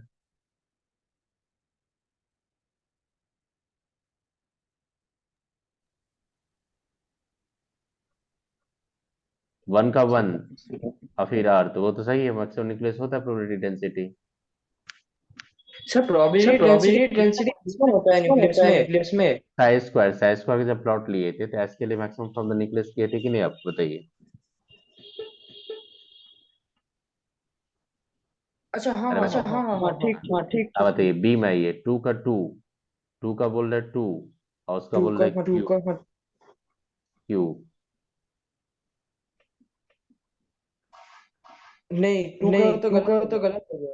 क्योंकि देखिए टू का क्यू, सर क्यू तो नहीं होगा। आके बताइए, वन का थ्री पकड़िए। गलत हो गया। क्यों गलत हो गया? वही गलत है ना, वन का थ्री नहीं ना होगा, क्योंकि वन कॉस थीटा जब आ रहे हैं आप लोग, तो कॉस थीटा क्या दिख रहा है आपका? Sir angular. हम्म। तो वन का अगर थ्री बोल रहा है और उसका फिर आर बोल रहा है तो एब्सोल्युटली रॉन्ग है ना, क्योंकि थर्ड रॉन्ग कर दे रहा है ना वो। हाँ सर, ऑप्शन सी। तो बताओ, पकड़ लोगे इस तरह से कोई कॉम्बिनेशन? Yes sir. अब देखो, सर अब जो वन बताओ, वन एस में भी तो लॉन्ग है। नहीं नहीं, किस में? Option D. Option D, one का वन, ये ठीक है वन और का वन, एस। एस वन का वन लेके एस तो कर ही सकते हैं, क्योंकि हाइड्रोजन के लिए वैलिड है ये। और हीलियम के लिए जाएंगे तो हीलियम के लिए जेड स्क्वायर लेंगे, उसके लिए भी वैलिड होगा, क्योंकि जेड स्क्वायर तो कैंसिल ही हो जाएगा। वैसे वो तो पी के लिए डिफरेंट होगा ना। नहीं नहीं, जेड का डिफरेंस होता है और तो सबको कॉमन ही रह जाएगा, तो वो दोनों के लिए सही है।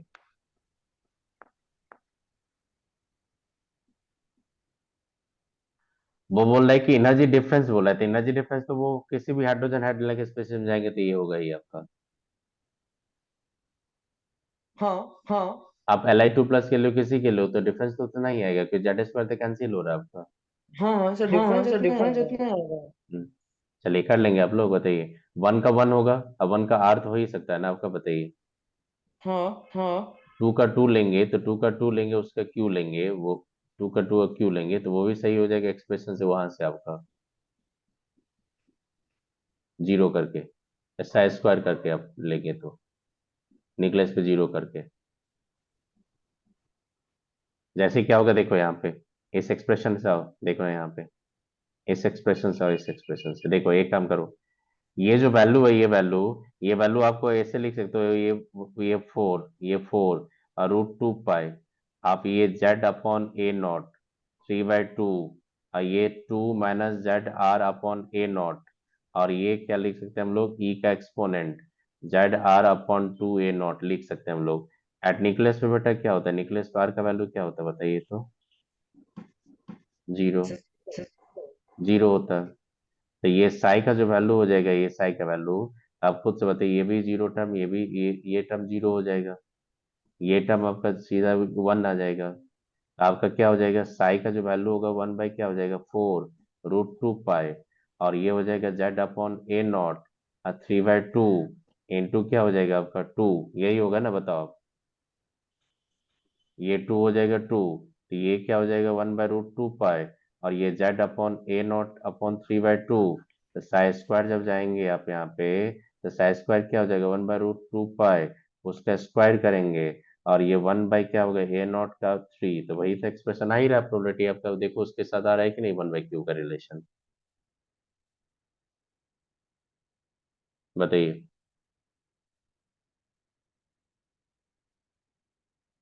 तो यहाँ भी Sai square probability density nucleus पे प्रोपोर्शनल टू 1/A0 का थ्री आ गया कि नहीं, आप चेक करो।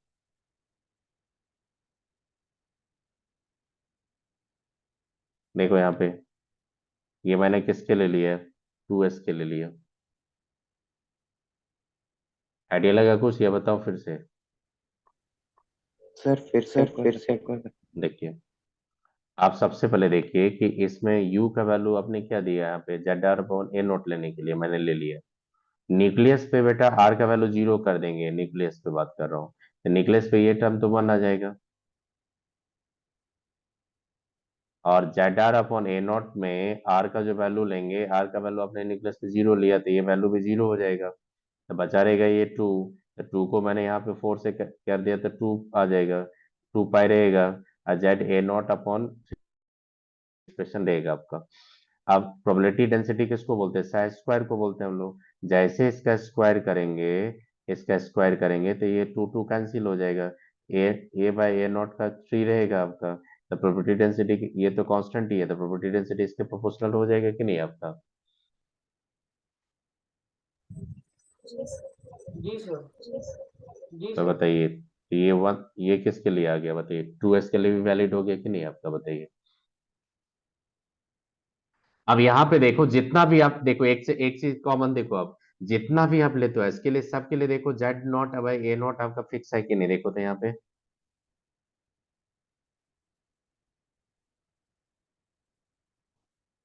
जेड बाय ए नॉट का एक्सपोनेंट 3/2 फिक्स है कि नहीं? चेक करो आप।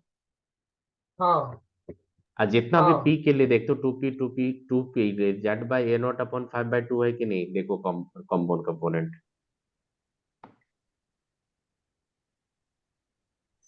हाँ तो जैसे हाँ। जेड बाई ए नॉट का एक्सपोनेंट 3/2 रहेगा और साइन थीटा कॉस थीटा कुछ नहीं रहेगा, तो वो किसके लिए वैलिड होगा? एस ऑर्बिटल के लिए, पी ऑर्बिटल के लिए।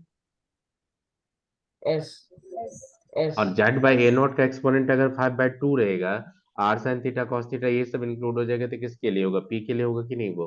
हाँ अब आई हाँ। बात समझ में? जी सर। अब बेटा न्यूक्लियस जी आप सर। खुद से देखो, न्यूक्लियस पे आर का वैल्यू 0 करेंगे तो टोटल का टोटल वैल्यू 0 आ जाएगा कि नहीं? सर साइन थीटा हाँ सर जिस हाँ। आप बताइए, पी में जहां जा रहे हैं, जिसमें पी में जा रहे हैं, पी में जिसका बात कर रहा हूँ, पी का जितना भी एक्सप्रेशन है उसमें सब में आर का टर्म है। अगर आर का वैल्यू 0 कर देंगे न्यूक्लियस पे, तो टोटल साई का वैल्यू 0 आ रहा है कि नहीं? हाँ हाँ। हाँ, टोटल साई का 0 आ जाएगा, इसका मतलब प्रोबेबिलिटी डेंसिटी 0 हो जाएगा न्यूक्लियस में। अच्छा, इसलिए न्यूक्लियस होता है। होता है। हाँ, इसीलिए जब प्लॉट किया था आपने साई वर्सेस आर का या साई स्क्वायर वर्सेस आर हाँ का, तो न्यूक्लियस से हाँ स्टार्ट किए थे कि नहीं आपने? हाँ हाँ हाँ हाँ हाँ। कुछ आइडिया लगा इसके बारे में? बताइए आप। जी सर। जी सर। तो ये याद रखना, जेड देखो cos थीटा sin थीटा नहीं रहेगा। जेड बाय ए नॉट का exponent 3/2 that express the S orbital. और जेड बाय ए नॉट का exponent 5/2 that express the P orbital. R sin theta रहे cos थीटा रहेगा तो that is P Z. R sin theta cos phi आ जाएगा, that express the P X. अगर R sin theta sin phi रहेगा तो वो एक्सप्रेस करता है पी वाई को। देख लो, कुछ आइडिया लगा यहाँ पे? सर बताइए। सर आपने सर वन आपने बाई 1/4 फाइव को 5 को 2 से 2 काटा, से काटा, तो सर जो तो 2 सर बचा जो वो 2 पाए। बचा वो नहीं नहीं, टू रहेगा वो, टू कर देता हूँ, टू कर देता हूँ। चलिए यहाँ पे कर देता हूँ मैं, 2 × √2π कर देता हूँ यहाँ पे। चलिए, अब आई बात समझ में एक्सप्रेशन? जी सर। चलिए, तो ये कुछ कुछ आपको याद क्या करना है? साइन थीटा कॉस थीटा के एक्सप्रेशन याद रखना आपको, किस में आएगा तो क्या बोलेंगे। और एस ऑर्बिटल नॉन डायरेक्शन हो तो उसमें कोई भी एंगुलर पार्ट आप नहीं दिखाएंगे। साइन थीटा कॉस थीटा कुछ नहीं दिखाओगे बेटा। A naught Z by A naught का एक्सपोनेंट 3/2 हमेशा एस ऑर्बिटल के लिए होता है, याद रखोगे ये। और एक चीज आपने और गौर किया था, जितना भी एक्सप्रेशन होगा, जहां पे नोड आया होगा ना, वहां पे ये प्लस माइनस यू करके आया होगा, चेक कर लो। जहां भी नोड आया होगा, जहां दो नोड होगा देखना ये क्वाड्रेटिक होगा। और जहां पे एक ही नोड होगा वहां पे देखना है कि यू के साथ ये 2 माइनस होगा। और जहां पे दो नोड होगा वहां पे क्वाड्रेटिक होगा। जहां पे देखो एक नोड है वहां पे 6 माइनस यू होगा, ये 2 माइनस यू होगा। और जहां पे 3 नोड्स आएगा, 2 नोड आएगा वहां पे क्वाड्रेटिक आएगा। चेक कर रहे हो आप लोग? अब बताओ, ये बार बार अगर मैं भेज दूंगा आपको, ये चीज बार बार अगर देखोगे, थोड़ा एक्सप्रेशन याद नहीं करना आपको, बार बार देखेंगे तो नहीं, थोड़ा याद हो जाएगा एस के लिए कैसा होता है, पी के लिए कैसा होता है। सर एक नोट रहेगा, ये सिक्स हो रहा है। नहीं नहीं, एक नोट अगर रहेगा तो आपका एक्सप्रेशन में जो रहेगा, मान लीजिए कोई कांस्टेंट के साथ यू के साथ सिर्फ दिखाएगा एक्सप्रेशन में, चेक कीजिए आप लोग। अच्छा हाँ। अच्छा हाँ। हाँ, अगर दो नोट रहेगा तो आपको क्वाड्रेटिक मेरे को आ इक्वेशन आ जाएगा, जाएगा। इसका क्वाड्रेटिक टाइप का आ जाएगा, क्वाड्रेटिक टाइप का आ जाएगा। देखो क्वाड्रेटिक इक्वेशन आ रहा है कि नहीं? जहां जहां दो नोट्स है, देखो आप यहाँ, श्योर। जहां भी दो नोट्स होगा वहां पे देखिएगा, दो क्वाड्रेटिक हमेशा रहेगा, जहां भी नोट देखिएगा। तो कुछ आइडिया लगा आपको? जी सर। अब देखिए, आपको जो बता रहा हूँ देखिएगा आप। यहाँ पे देखो क्वेश्चन पे फिर से आ रहा हूँ मैं। ये क्वेश्चन मैंने बनवा दिया आपको। इस क्वेश्चन में देखो क्या होगा कि ground state of energy of electron कितना दिया आपका हाइड्रोजन में? -13.6 electronvolt. Consider the electronic state psi of He plus ion. Wave function He plus का बोल रहा आपको। Whose energy azimuthal quantum number magnetic quantum number आपका गिवन है। बेटा बता दो, एनर्जी तो क्वांटाइज्ड होता है, तो ये एनर्जी से हम लोग ये पता लगे ना कि प्रिंसिपल क्वांटम नंबर क्या होगा।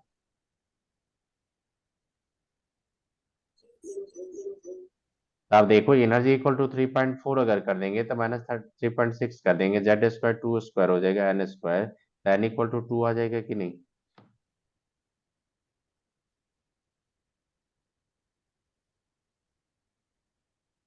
बताओ एन इक्वल टू 2 आ रहा है कि नहीं, एन इक्वल टू 4 आ जाएगा, नहीं रॉन्ग, ये हो गया नहीं नहीं क्या? 4 आ जाएगा, एन इक्वल टू 4 आ रहा है कि नहीं, चेक कीजिए पहले आप। अरे फॉर्मूला तो आप जानते हैं, -13.6 into Z square upon square, ये सब मल्टी सबके लिए यूज कर सकते हैं कि नहीं हम लोग, बताइए हाइड्रोजन लाइक स्पेस सबके लिए कर सकते हैं कि नहीं हम लोग। हाँ हाँ हाँ आपको सर, जब हाँ एनर्जी सर। किसी, आपको बोल रहा है वहां पे कि किसी एनर्जी लेवल का वहां पे एनर्जी दे दिया, वहां पे प्रिंसिपल मैग्नेटिक ये एजीमुथल क्वांटम नंबर दे दिया, मैग्नेटिक क्वांटम नंबर दे दिया आपको, अब उस एनर्जी लेवल से ये तो पकड़ोगे ना उसका प्रिंसिपल क्वांटम नंबर क्या होगा आपका। जी सर, जी सर। प्रिंसिपल क्वांटम नंबर कितना आ गया आपका 4, एल इक्वल टू 2 दिया आपका, 4 नहीं आएगा आपका, देखिए ना ये इधर से आप कैंसिल हो जाएगा आपका 4 से, ये 4 इंटू 4 है, स्क्वायर रूट लेंगे तो 4 नहीं आ जाएगा वो।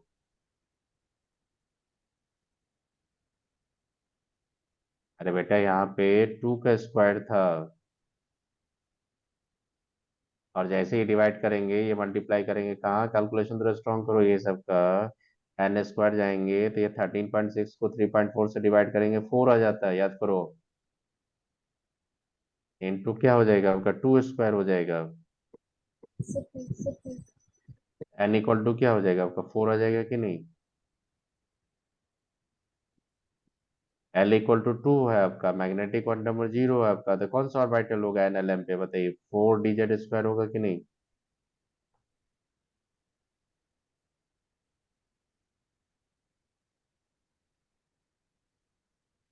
अरे बेटा ये क्वांटम नंबर है, क्वांटम नंबर 3 क्वांटम नंबर हमेशा स्पेसिफाई करता है ऑर्बिटल को, तो 4 डीजेड स्क्वायर होगा कि नहीं बताओ। मैंने डीजेड स्क्वायर कर लिया था कि नहीं मैग्नेटिक क्वांटम नंबर 0। जी सर, जी सर।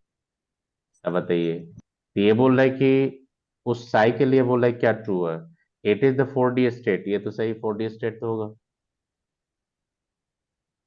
हाँ सर, हाँ सर। फिर बोल रहा है कि it has the 3 radial node, तो ये रॉन्ग है। It has the 2 angular node, nodal plane नहीं होता लेकिन एंगुलर नोड कॉनिकल सरफेस तो होता है 2। हाँ सर, हाँ radial sir note radial 1 node होगा। 1 होगा।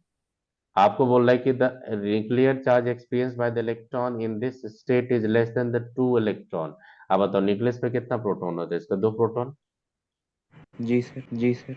और 2 प्रोटॉन का चार्ज क्या होता है, 2 प्रोटॉन का चार्ज मैंने न्यूक्लियर चार्ज या डी लिख देते, तो 2 प्रोटॉन का इलेक्ट्रॉन का चार्ज ये होगा कि न्यूक्लियर चार्ज होगा कि नहीं है। हाँ हाँ और सिंगल इलेक्ट्रॉन में न्यूक्लियर चार्ज का फुल इफेक्ट आता है कि नहीं इलेक्ट्रॉन पे। हाँ हाँ। ये बोल रहा है कि उससे लेस है, तो रॉन्ग है कि नहीं। जी सर, जी ऑप्शन ए सर हो। ऑप्शन ए हो, ऑप्शन ए हो जाएगा, और क्या हो जाएगा सी,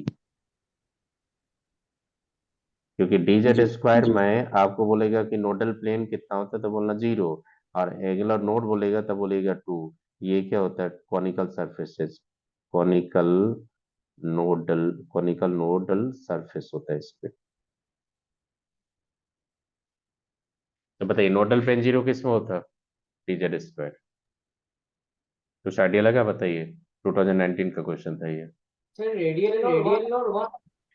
रेडियल लोड कहाँ से होगा, रेडियल लोड का 3, रेडियल लोड आपका 4D के बता रहे थे, रेडियल लोड 1 होगा, तो रेडियल लोड से आपको बोल रहे हैं यहाँ पे 3, तो रॉन्ग हो जाएगा कि नहीं वो। हाँ हाँ। तो आपका बताइए ए और सी के अलावा कौन आ रहा है, कोई आ ही नहीं रहा आपका। सर अच्छा एंगुलर नोड और कोई भी कोई आपका भी आपका मतलब अब सुनिए, कॉन्टेक्ट। एंगुलर नोड का मतलब होता है सर्टेन एंगल के साथ कोई नोड आना चाहिए, प्लेन आ जाएगा तो उसको नोडल प्लेन बोल देते हैं, तो एंगुलर नोड नोडल प्लेन में इंक्लूड कर दिए, लेकिन कॉनिकल सरफेस को नोडल प्लेन में इंक्लूड नहीं करेंगे, उसको एंगुलर नोड बोलेंगे लेकिन नोडल प्लेन नहीं बोलेंगे आप। अच्छा। आई बात समझ में। जी सर, जी सर।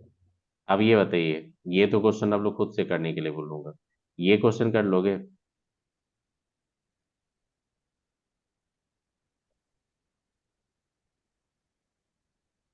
पी को मैंने क्या लिया था, प्रोबेबिलिटी बोला था ना पी को।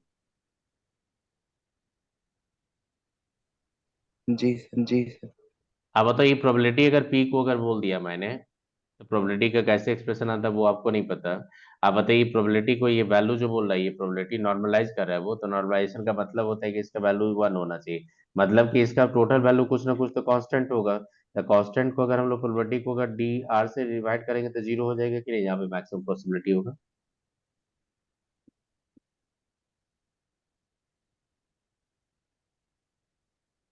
अरे अब आप देखो ना, इस तरह का ग्राफ बनाते हो ना, इस तरह का ग्राफ बनाते हो तो ये मैक्सिमम होता है, तो उस पॉइंट ऑफ इन्फ्लेक्शन आपने पढ़ा होगा।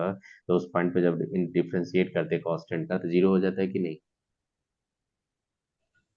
जी सर, हाँ जी हाँ सर। हाँ हाँ हाँ हाँ। तो जीरो हो जाएगा, तो यहाँ पे क्या हो जाएगा, आपको बोल रहा है कि मैक्सिमम पॉसिबिलिटी तो जीरो, तो जीरो कर देंगे, उसके साथ क्या हो जाएगा, आर और ए नॉट का रिलेशन आ जाएगा कि नहीं कुछ। हाँ हाँ। और आर क्या बोल रहा है आपको, डिस्टेंस ऑफ द, आप मोस्ट प्रोबेबल डिस्टेंस बोल रहा है कि नहीं आर को। जी सर, जी सर। तो for most probably most for the, ऐसे लिखो, फॉर मैक्सिमम प्रोबेबिलिटी। ये प्रोबेबिलिटी जो मैक्सिमम होगा वो तो फिक्स कर देते हैं, कुछ कांस्टेंट वैल्यू तो लेके चलते हैं ना, 90 से 95% कुछ कांस्टेंट वैल्यू लेके चलते हैं ना हम लोग। तो DP by D R value क्या होना चाहिए, जीरो। तो डीपी बाई डी आर का वैल्यू जीरो कर दोगे तो जीरो इक्वल टू क्या हो जाएगा आपका, 2 आर माइनस 2 जेड, आपका क्या होगा हाइड्रोजन के लिए 1 होगा, आर स्क्वायर अपॉन ए नॉट। तो बताइए 2 आर इक्वल टू क्या होगा, 2 आर स्क्वायर अपॉन ए नॉट। ये टू टू कैंसिल हो जाएगा, आर इक्वल टू क्या हो जाएगा बेटा बताइए, ए नॉट। आप बताइए हाइड्रोजन लाइक स्पीसीज के लिए ये वैल्यू जो होगा रेडियस ऑफ मैक्सिमम प्रोबेबिलिटी बोला जाता है इसको, radius of maximum probability R max बोला जाता है इसका। ये हाइड्रोजन के लिए मैंने ए नॉट पॉइंट किया फॉर हाइड्रोजन के लिए। और मल्टी इलेक्ट्रॉन के लिए जाएंगे तो क्या हो जाएगा, ये जेड हो जाएगा कि नहीं आर मैक्स के लिए, नहीं सॉरी, आपका मल्टी इलेक्ट्रॉन है हाइड्रोजन लाइक के लिए आर मैक्स जब फाइंड करेंगे 1s के लिए। ये फॉर्मूला मैंने शॉर्ट में बताया था कि नहीं क्लास में, बताइए आप। तो बताइए हाइड्रोजन के लिए मोर प्रोबेबिलिटी डिस्टेंस अगर r equal to a naught ले लिए, आप याद करो 1s ऑर्बिटल में इलेक्ट्रॉन सबसे ज्यादा डिस्टेंस कहाँ था, बताइए ए नॉट पे था कि नहीं मैक्सिमम प्रोबेबिलिटी। हाँ सर, हाँ सर। अच्छा जब सिंगल इलेक्ट्रॉन में आप जाते हैं न्यूक्लियर चार्ज वैरी कर देते हैं तो आर मैक्स इक्वल टू क्या होता है, ए नॉट बाई जेड हो जाता है कि नहीं, रेडियस मैक्सिमम प्रोबेबिलिटी। और ए नॉट बाई जेड अगर हो जाएगा तो देखो यहाँ पे Li2 + 3 A0/3 हो जाएगा कि नहीं आपका। तो कौन सा ऑप्शन हो सकता है इसमें।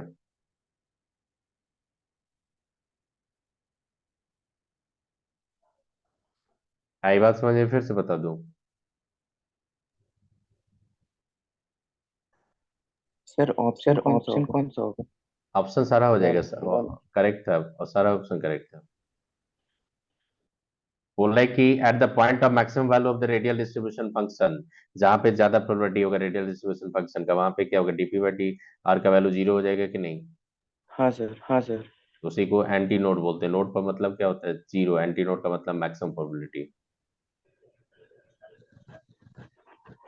और रेडियस ऑफ मैक्सिमम प्रोबेबिलिटी जब आपने यहाँ पे फाइंड किया हाइड्रोजन के लिए, हाइड्रोजन लाइक स्पेसीज के लिए क्या होगा, तो r max equal to a naught by z. अब Li2+ के लिए जेड का वैल्यू 3 और He+ के लिए जेड का वैल्यू 2, तो नहीं हो जाएगा आपका सारा ऑप्शन। अच्छा, हाँ अच्छा हाँ हाँ सर, हाँ। हाँ सर। अब देखो एक और क्वेश्चन मैं दिखा रहा हूँ, लास्ट क्वेश्चन, उसके बाद आप खुद से करके लाओगे, देखना है। ये क्वेश्चन कर लोगे ना आप लोग, ये से क्वेश्चन खुद से करके लाना, देखो इसमें हाइड्रोजन लाइक स्पेसीज दिया Li2+ in spherical symmetrical state S1। अब बताओ द स्फेरिकल सिमेट्रिकल स्टेट का मतलब क्या है, ऐसा बैटल के बारे में बोल रहा है कि नहीं वो।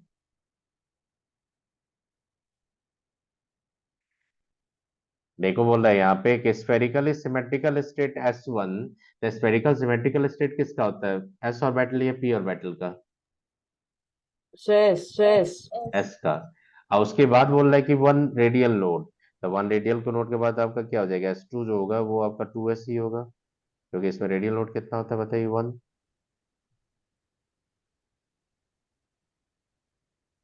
नहीं नहीं, एस वन आपका 2s हो जाएगा कि नहीं बताओ, पकड़ लिए कि नहीं, एस वन आपका 2 होगा।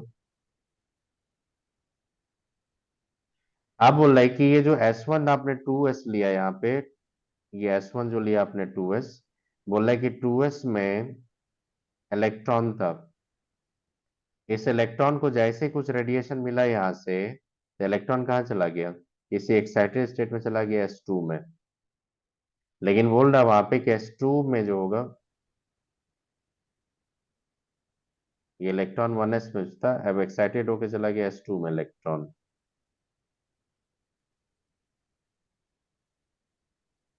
ये भी एक्साइटेड स्टेट था आपका, लेकिन लोअर एक्साइटेड स्टेट था ये। अब चला गया वो एस टू में। अब एस टू के बारे में बोल रहा वहां पे कि S2 has the one radial load and energy equal to that ground state of hydrogen atom। तो बताओ हाइड्रोजन एटम का ग्राउंड स्टेट की एनर्जी क्या होता है? So 13.6। 13.6। तो अकॉर्डिंग टू क्वेश्चन जाएंगे, -13.6 कर देंगे, अब -13.6 ही रहेगा।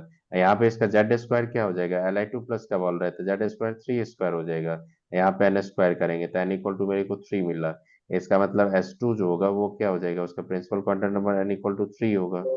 3 के साथ बोल रहा है कि एक रेडियल नोड, उस एक नोड होना चाहिए, तो बता दो क्या हो जाएगा, 3p होगा कि नहीं वो?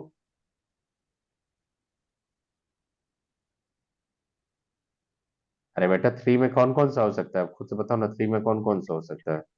3 में 3s हो सकता है, 3p हो सकता है, 3d होता है। रेडियल नोट का बात करेंगे तो इसमें 2 होता है, इसमें 1 होता है, इसमें 0 होता है। तो आपको बोल रहे हैं कि इसको पकड़ो, इसको क्रॉस कर दो, तो पकड़ में लग गया कि नहीं, एस टू कौन सा होगा आपका, 3p होगा कि नहीं आपका? हाँ सर, हाँ सर। 3p। देखो एस वन पकड़ लिया मैंने, एस टू पकड़ लिया, एस वन 2s था, एस टू 3p था। अब देखो क्वेश्चन पहले देखो, बोले कि स्टेट एस वन इज, तो एस वन स्टेट में किसको बोलोगे, 2s या 2p को? 2s। 2p नहीं बोलेंगे क्योंकि 2p में रेडियल नोट्स होता ही नहीं है आपको। अब बोलो एनर्जी ऑफ द स्टेट, वो बोल रहा है आपका। तो फिर देखो यहाँ पे कि इस क्वेश्चन पे ही, इस पे 1 लिए, इस पे 2 लिए, इस पे 3, 3 पे क्या होगा, orbital angular momentum quantum number, मतलब कि एल का एजीमुथल क्वांटम नंबर बोल रहा है आपको, एस टू स्टेट का क्या हो जाएगा?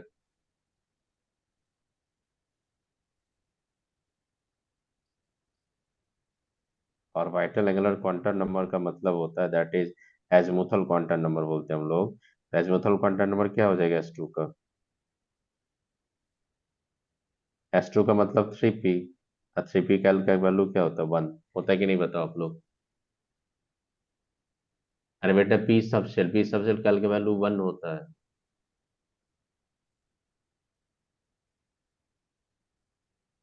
देखो ना, मैंने एस टू तो पहले ही बता दिया था, एस टू क्या आया था, 3p आया था, क्योंकि मैंने 3p में एक रेडियल लोड देखा था, इसलिए 3p मैंने कंसीडर किया।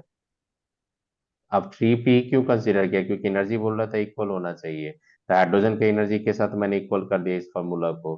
तो मैंने यहाँ से n का वैल्यू फाइंड किया 3। अब 3 में देखा मैंने 3s 3p 3d है, इसमें पॉसिबिलिटी लेंगे सिर्फ 3p का, क्योंकि इसी के पास एक रेडियल नोड्स होता है। और तो उसका एजीमुथल क्वांटम नंबर अगर जाएंगे तो n इक्वल टू 3 होगा, एल का वैल्यू यहाँ पे 1 होगा। मैग्नेटिक क्वांटम नंबर तो कुछ भी हो सकता है आपका, -1 से लेके +1 तक। तो बताइए कौन सा ऑप्शन हो जाएगा इसका, बी हो जाएगा कि नहीं? आई बात समझ में, फिर से बता दो इसको। नहीं सर, समझ नहीं में आ सर, गया। समझ में आ गया। अब बताइए, टू बोल रहा है कि energy state s two in the unit of hydrogen atom ground state energy, s one का मतलब सेकेंड ऑर्बिट की एनर्जी को हाइड्रोजन की एनर्जी से डिवाइड कर देंगे तो कितना टाइम्स वो ग्रेटर नहीं फाइंड कर लेंगे?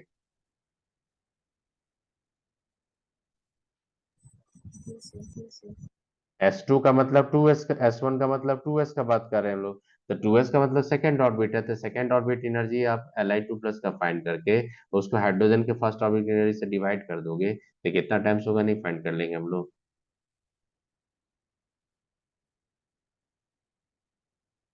वैसे तो दिख रहा है आपका Li2+3 9/4 हो जाएगा, 9/4 करेंगे तो वैल्यू कितना हो जाएगा बताइए, 2.25 नहीं आ जाएगा?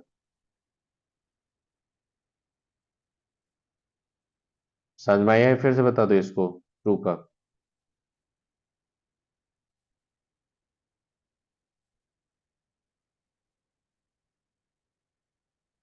वो बता दो, ये समझ में आ गया? फिर आगे चलेंगे, एक क्वेश्चन और दिखाएंगे।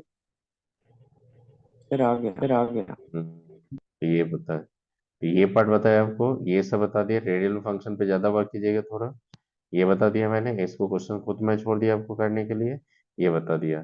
तो मैंने कुछ ये एडवांस का यही होता है, इससे स्ट्रक्चर पैटर्न से ज्यादा एडवांस लेवल का क्वेश्चन नहीं पूछता कभी। सबसे ज्यादा क्वेश्चन जो टफ होता है पकड़ना, वो किसका होता है मैं बता रहा हूँ। सबसे टफ पकड़ना होता है वेव फंक्शन का कर्व।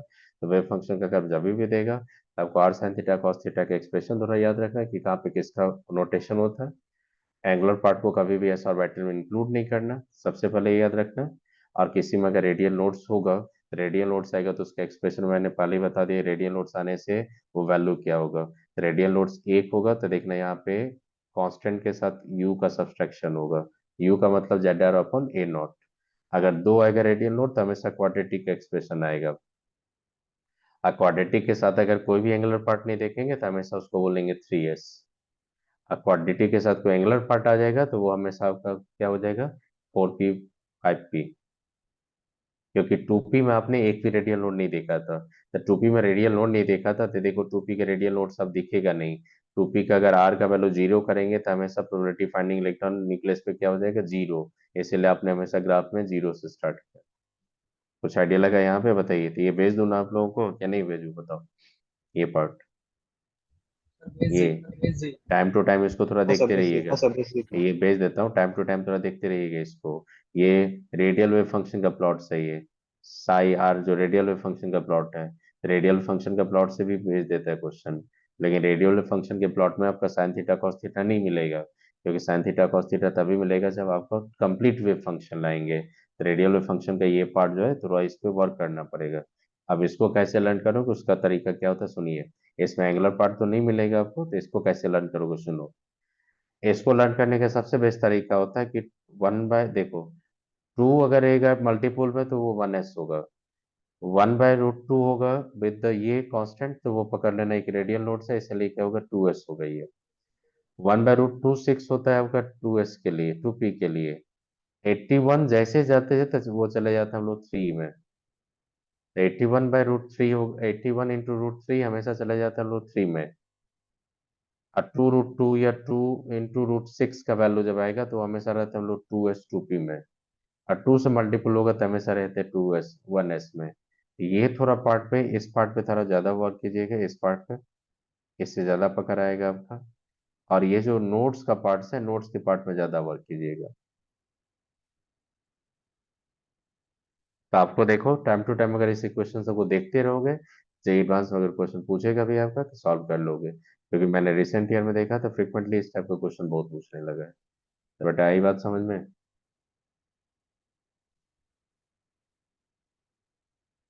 बताओ।